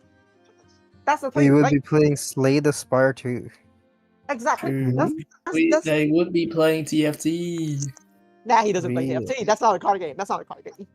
I mean, I mean, it's not visually a card game, but basically, I mean, in terms of a bit of similarity to GHC is that TFT basically, oh yeah, you still need to download League of Legends to play. You need to log in the client, but the problem is that you don't have to Do anything else. play League of Legends in order to Yeah. unlock TFT. It is up here that you can play it level 1 and you just play forever. Nobody cares. I think that's why like lowering the requirement to AR5 is already a big step, because at least it pushes people to actually trying the game out. Like if you put it at the same sorry, like if you put it at the same place as maybe Astro World, I think a lot of people are going to play it, because like oh, there's a new card game. Okay, it will take up 80 gigabytes. But then again, right? But then again, like at least that is something that I would expect like most people will tolerate. The act that you are downloading a game, right? Because here's the realistic part. Say you want to download like the minimal package, which is like 10-ish, 20, like 15-ish, around up to 20 gigabytes, right? Shadowverse, I think, is also like 7 or 8 gigs. So on mobile at least, it's not an issue. It's like I think it's a non-issue. But the problem is that you are gatekeeping the game at AR32. You're expecting people to play here. You are expecting it to be a retention tool. The problem is that it's not working. you are asking people who play gacha games, right? You're asking people who play gacha games to play a game that is not anything they are used to. It's not big numbers. The HP numbers, like the damage numbers on GITCG, they're often 1 digit, 2 digits. Maybe if people are trolling, then 3 or 4. But you will never see 20 million. That's the thing. You will never see 20 million. People are way too used to seeing a bursts of big numbers.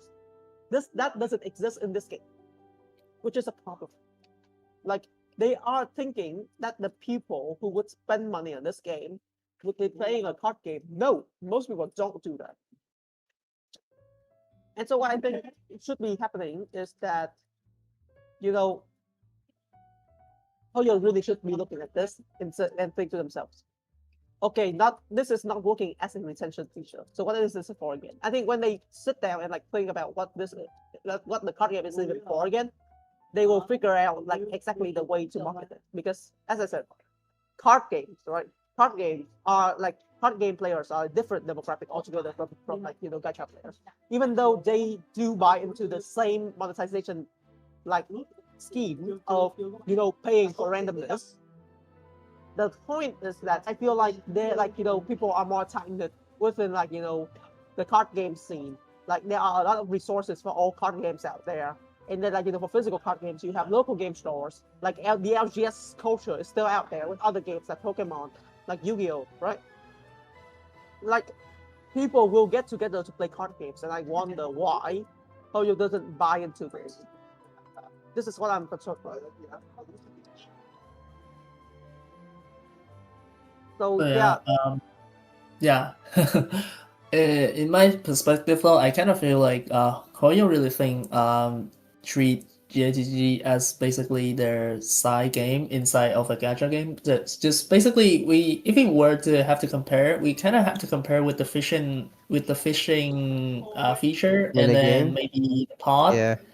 So basically, pod Yeah. is just also pretty much a simulation of a architecture game. So why bother playing an The architecture game Sims. in a gacha game if you love building stuff? I mean, you could just play You can just something play The else. Sims. Yeah. Yeah. The only reason why a person would ever play pod or design something in pod, and then they also have a really huge community, is that basically they just love they just basically love how it is from Genshin and stuff. This is basically become associated to Genshin itself. They I don't know, they like the scenery, they like how the buildings and other stuff look like, and then they just love to create stuff with their creativity with Genshin's stuff. So what I would say is that of these old game modes, right? They are basically what I would call retention features. So features to keep players in. Of course, the Astro Wonderland is separate. They leave it at AR5 for a reason. But for Teapot, for the rhythm game, and also for TCG, they are all retention features. And so the whole point is that they don't necessarily want to make money out of that. It's more to keep players because more play time means happy. But the whole point is that I feel like we don't TCG is failing as a retention tool. Sure, we have a lot of closeted players, but I would say that it's nowhere near the number of Teapot players. Yeah, that's So, for sure. Oh yeah. Yeah. Well, the thing is, unlike Teapot players, it needs constant developer intervention to keep the freaking player base engaged with the game mode. Unlike Teapot, where there's much more emergent qualities to the mode. Yeah, I But think to us, we're once our meta game settles, that's just it. How else are you supposed to play the game outside of the most efficient and best way to deal damage and win the freaking game? Oh yeah, that also another part, because this game is just basically kind of like a PvP game. Yeah. It's not necessarily like an adventure game that you play on your own and then you do whatever you want that you like. This is just basically how you win against your real opponent. Because let's just face it, playing TCG against NPC is just one of the worst thing that you could actually think of. Like I'm pretty sure like Yeah.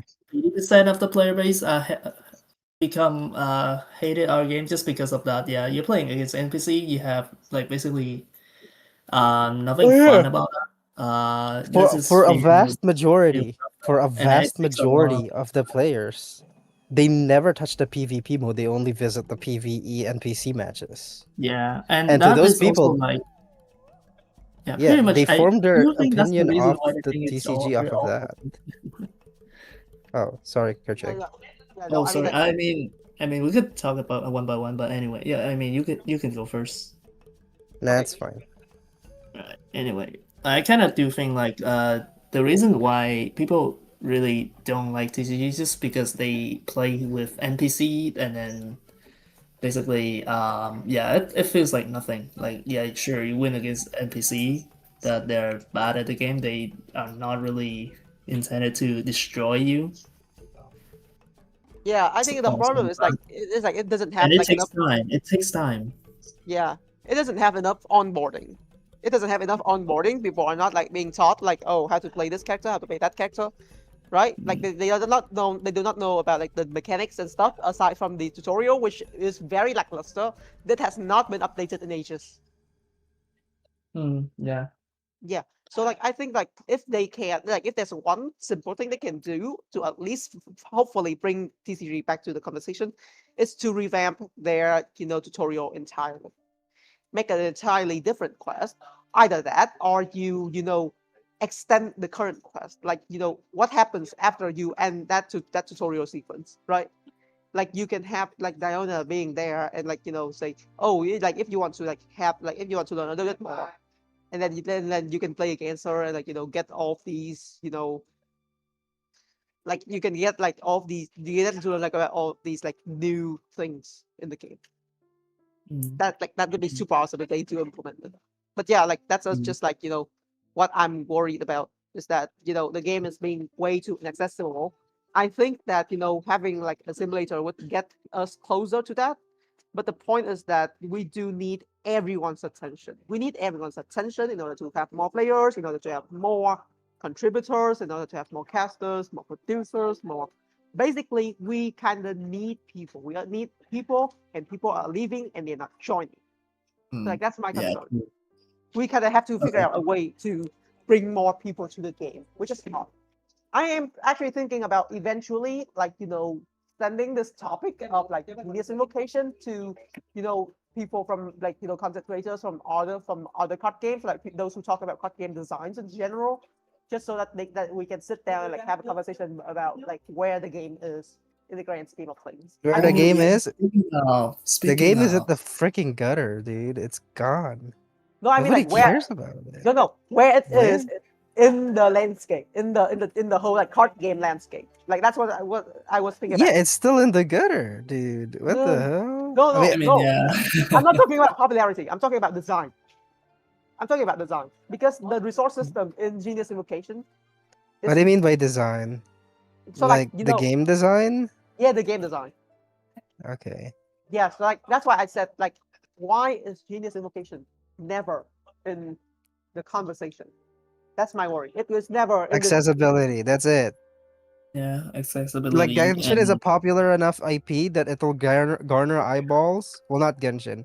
Well, Genshin related things and Hoyo products have a large enough IP, and the anything that has a attachment to that name should garner a decent enough player base that if they did freaking release an actual freaking TCG client, like say it's the exact same freaking game system that we're on right now, but it's just an unofficial client that has a decent competitive scene, that has ranked ladders, that has like freaking active features that devs are working on as a freaking standalone Genshin or TCG freaking game, then it will be in the conversation. The problem is that it isn't.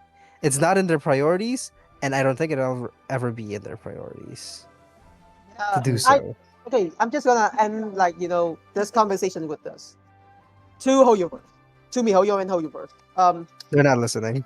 I I'm sorry. no, I know they are not. They might not be listening, but if they do, I just want to say Hear that, that. you know, if like if you really want to keep your promise, to keep the game, to keep Genshin as an IP survive for a lot longer, maybe even outlast you all, because you know we are all humans. If you want to do that, you kind of have to stop thinking like you are a gacha game company. Because what I'm saying now is that there are way too many projects announced, most of which people expect would have a gacha system. Like I would argue that like Hoyo is more or less a gacha game company and not like a game company in general. Like they make a lot of gacha games, but they don't really do a lot else, like otherwise. So if you really want, so like to MiHoYo and Hoyoverse, if you really want your IP to be remembered for decades to come, like the way Pokemon has been defining our cultures, right? You kind of have to look into the TCG and other things as well. Try to make it more into like the life. Again, I still miss those times where back when we had the what impact Genshin Impact had. Seriously. Like at first we thought it was cringe, but then we look back at it and like, we realized that they are no longer marketing to like the average person anymore. They're only marketing it to those who already play the game, to the gacha players. I really want them to go back to figuring out ways to reach the wider audience. It's not gonna happen again, Eon No, or no, no, Eon QQB. no. It I'm will happen. sorry. No, it will happen. Why? Because they have an No, anime. They have an anime waiting for them uh, within a few years' time. And even that way, he said that, oh, maybe we can open a Genshin Impact theme park too. The fact that they already have it in the conversation, they just don't consider it hard enough. here's the thing, TQB. All of those things, they're not marketed towards global players. Those are marketed towards CN players because that's where it's accessible to. Even the Doesn't anime, yeah, sure, it'll be accessible to us, but it's not.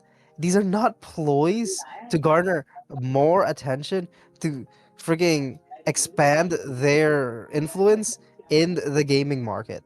They've solidified their position and they're well aware of their reach and their limitations as a freaking brand, in my opinion. And they're not willing to overstep that freaking reach or that limitation. And they're just gonna revel in their freaking in their niche, in their freaking their the meager market space that they've captured as a freaking gacha company.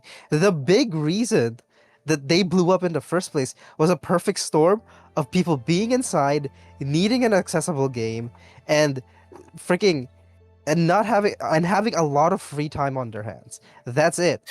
no That's the because biggest reason that they blew up in the first place. Is the perfect storm of like the pandemic of everybody being inside and just looking for things to do.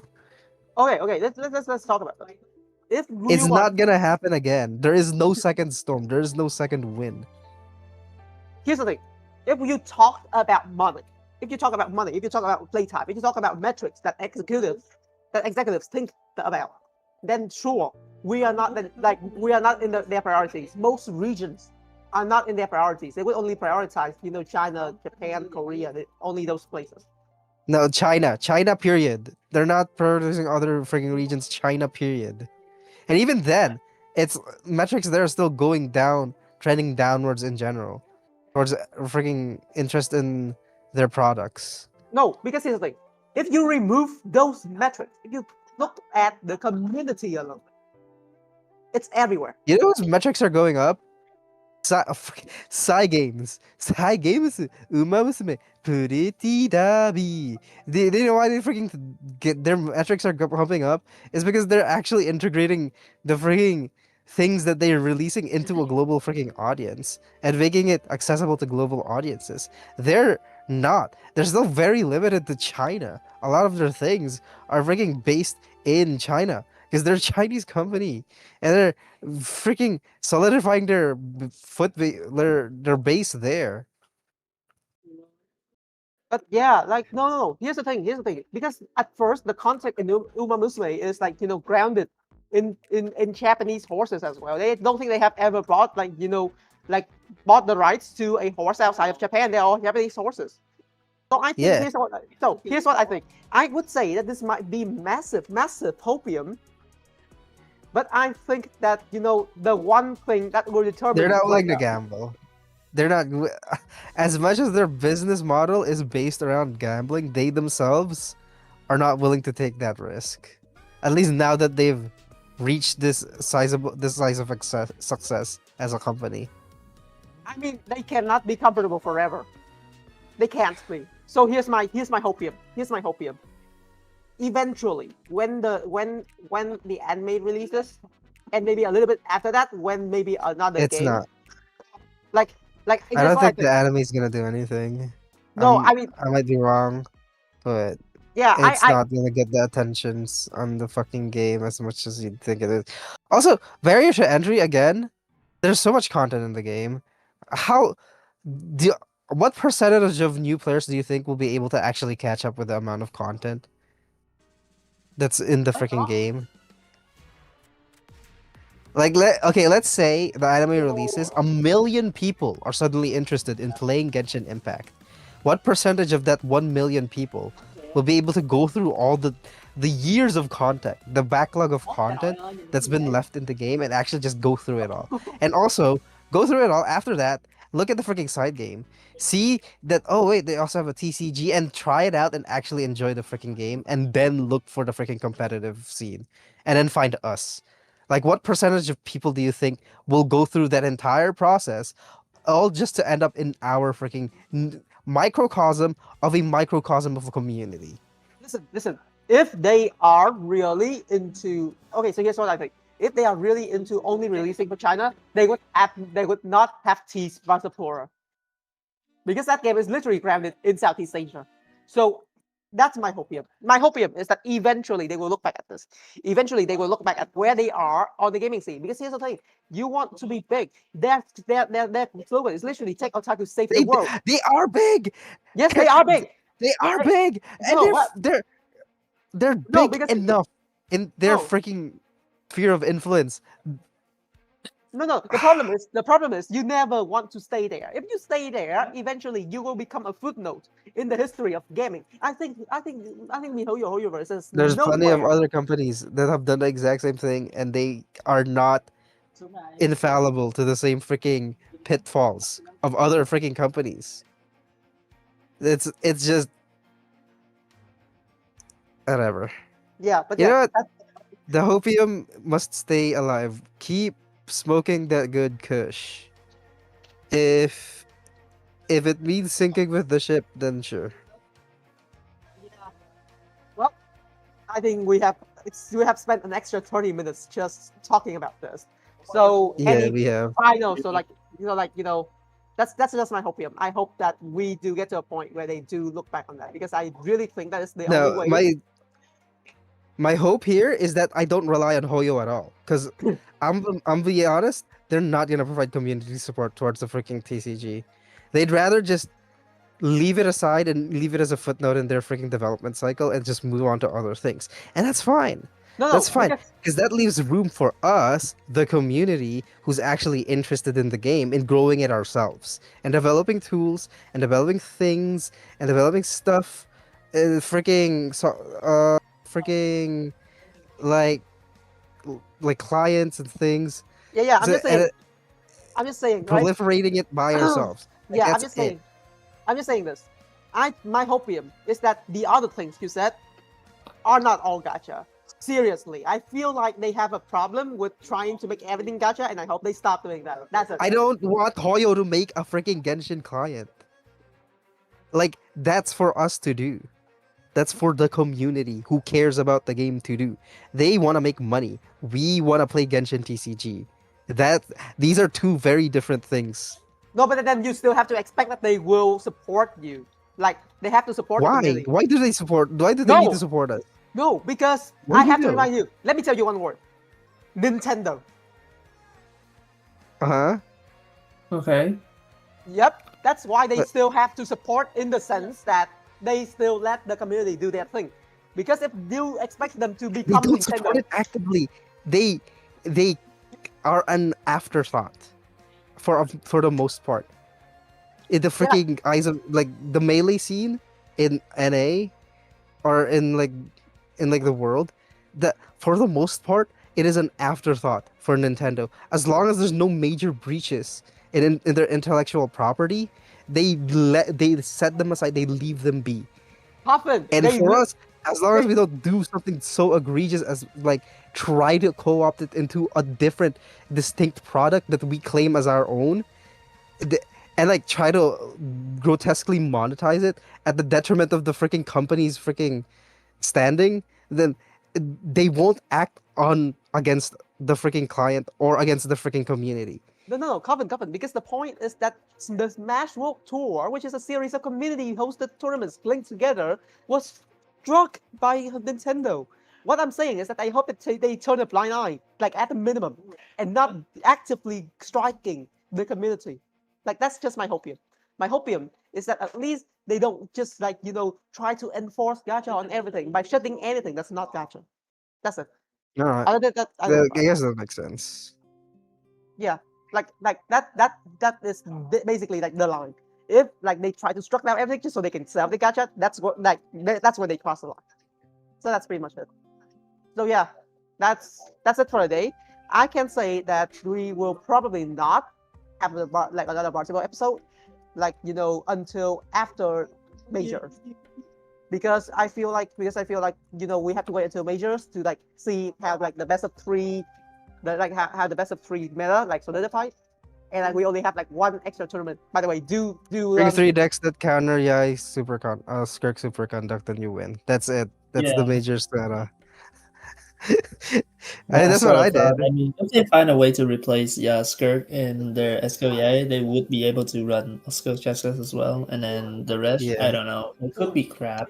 It doesn't It could matter. be If you can crap. counter Esco Skirk, or Skirk Superconduct Transfig, you could also counter Esco or Skirk Chaska for the most part, so Mhm. it doesn't matter.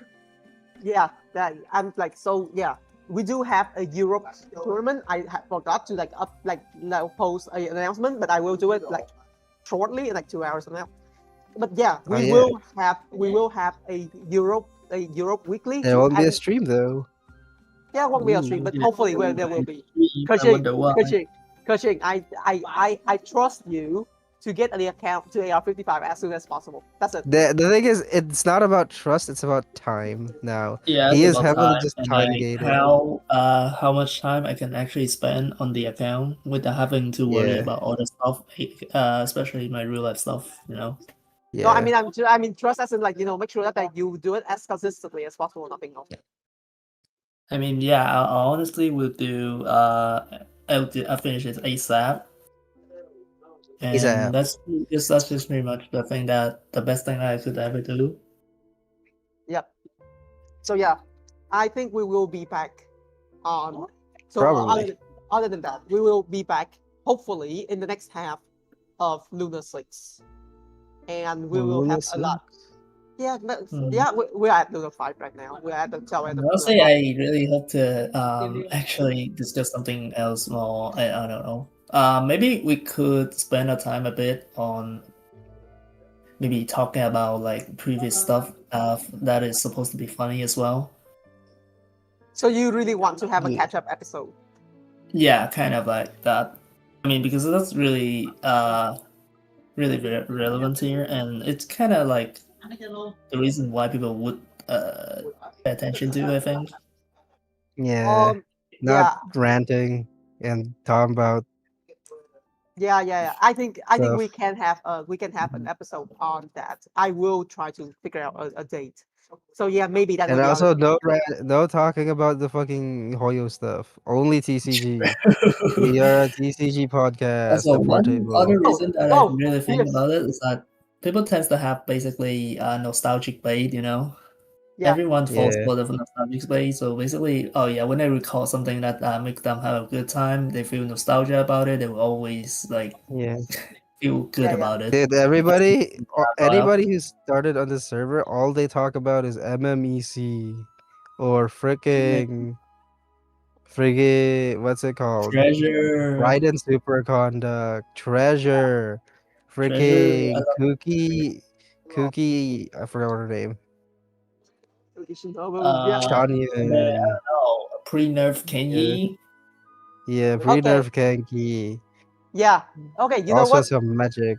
Okay, Puppet, let me resolve your two things. First of all, you don't want me to not talk about Hoyo's stuff anymore. I agree. It's taking up too much of our time. But I do want to say Yes. this to the community. If you can hear this, please help us. This is the only way that I will stop yapping about Hoyo, because you all can make Also, a difference. Yeah. yeah. Also, I Just just want to make sure that we are in a stern position of not. I want to be very stern in this position that I do not want to be in a place where we are reliant on the freaking support and direct approval of like Hoyo to produce anything GITCG related. yeah. Like, we are community driven uh TCG players. Yep. We do not need the direct approval of the freaking higher ups like freaking Hoyo to continue to produce or like interact and do content together as a freaking collective. Like, Yes. we anyway, Yes. that's it. That's it. Yeah. So But like anyway, yeah, but this is a pleasure to the community. We don't need them to always like we don't have to always like wait for them to agree. So I just hope that like all of us understand this, and if you can contribute to the community, this is the only way to keep the community alive. Because let's be real, this game is Nobody's still watching. very unique compared to most card games out there. Like it definitely deserves like a space in the game design, in the card game design conversation. So I do hope we can keep this up, but we will need your help. And of course, for the Yeah. throwback episode, I think I will put that on the calendar. But do note that we might have to invite a lot of guests. I will try to figure out a date, but we will probably have a lot They're of not okay. It's just Yeah. gonna be me and Kerching again. I think okay. Uh, I will say this. Based on what's happening now, I would assume that the throwback episode will, if I can arrange it, it will be between episode 5 and episode 6. So episode 5 is probably going to be in the first half. Episode 6 will be on the latter half, maybe on week 5, just like this one. And the throwback episode will be in the middle. I will tell you when that comes. That's it. So yeah, I think that's pretty much it for now. I really need to go home now, otherwise my family is gonna smack me. So Alright. yeah, so that's gonna be goodbye from me. And wait, you are not saying goodbye? I'm good. Make Yeah. sure to, if you're an EU player or you play in the EU region, there's a tourney coming up in 2 days, right about. So go check it out. Make sure to sign up and look forward to more JTCG stuff. I need to definitely put this on the screen, otherwise, people are gonna complain. One sec. It's gonna hold on. Where is it? Yeah, that's it. there we go. We are going to have a tournament for the people in the Europe server. That's it. Please check it out. If you really want to play in tournaments, or maybe if you just want to have fun, I don't care. If you bring a deck and you get 0 5-load, I don't care. What I care is that you all have fun. But we care that you have fun. True. Yeah. After all, it's just a game. Yeah. So other than that, well, I guess nothing else to say. For now, I'm Sukubi. I'm Coffin. I'm Kerching, and I'll probably be the person that speak the least today. Yeah, Yeah. and we will see you again in the next episode of the Bar Table, and also you will see Coffin and Kerching again in maybe the next Well, stream. True, it depends. you guys Maybe are I'll probably be gonna see completely us consumed with. in major stream. Yeah. Yeah. Also, maybe I won't be there. Maybe I'm playing Pokemon Champions. Maybe I'll be gone. Who Yeah, knows? or maybe you might gonna see me specifically a bit sooner, because I'm probably gonna have something very special for you guys. Well, yeah, I mean, not on the GITCG server behalf. Basically, just for myself. Anyway, Tell us soon about it, please. All right, so that's it for now. See y'all later. Bye bye. bye.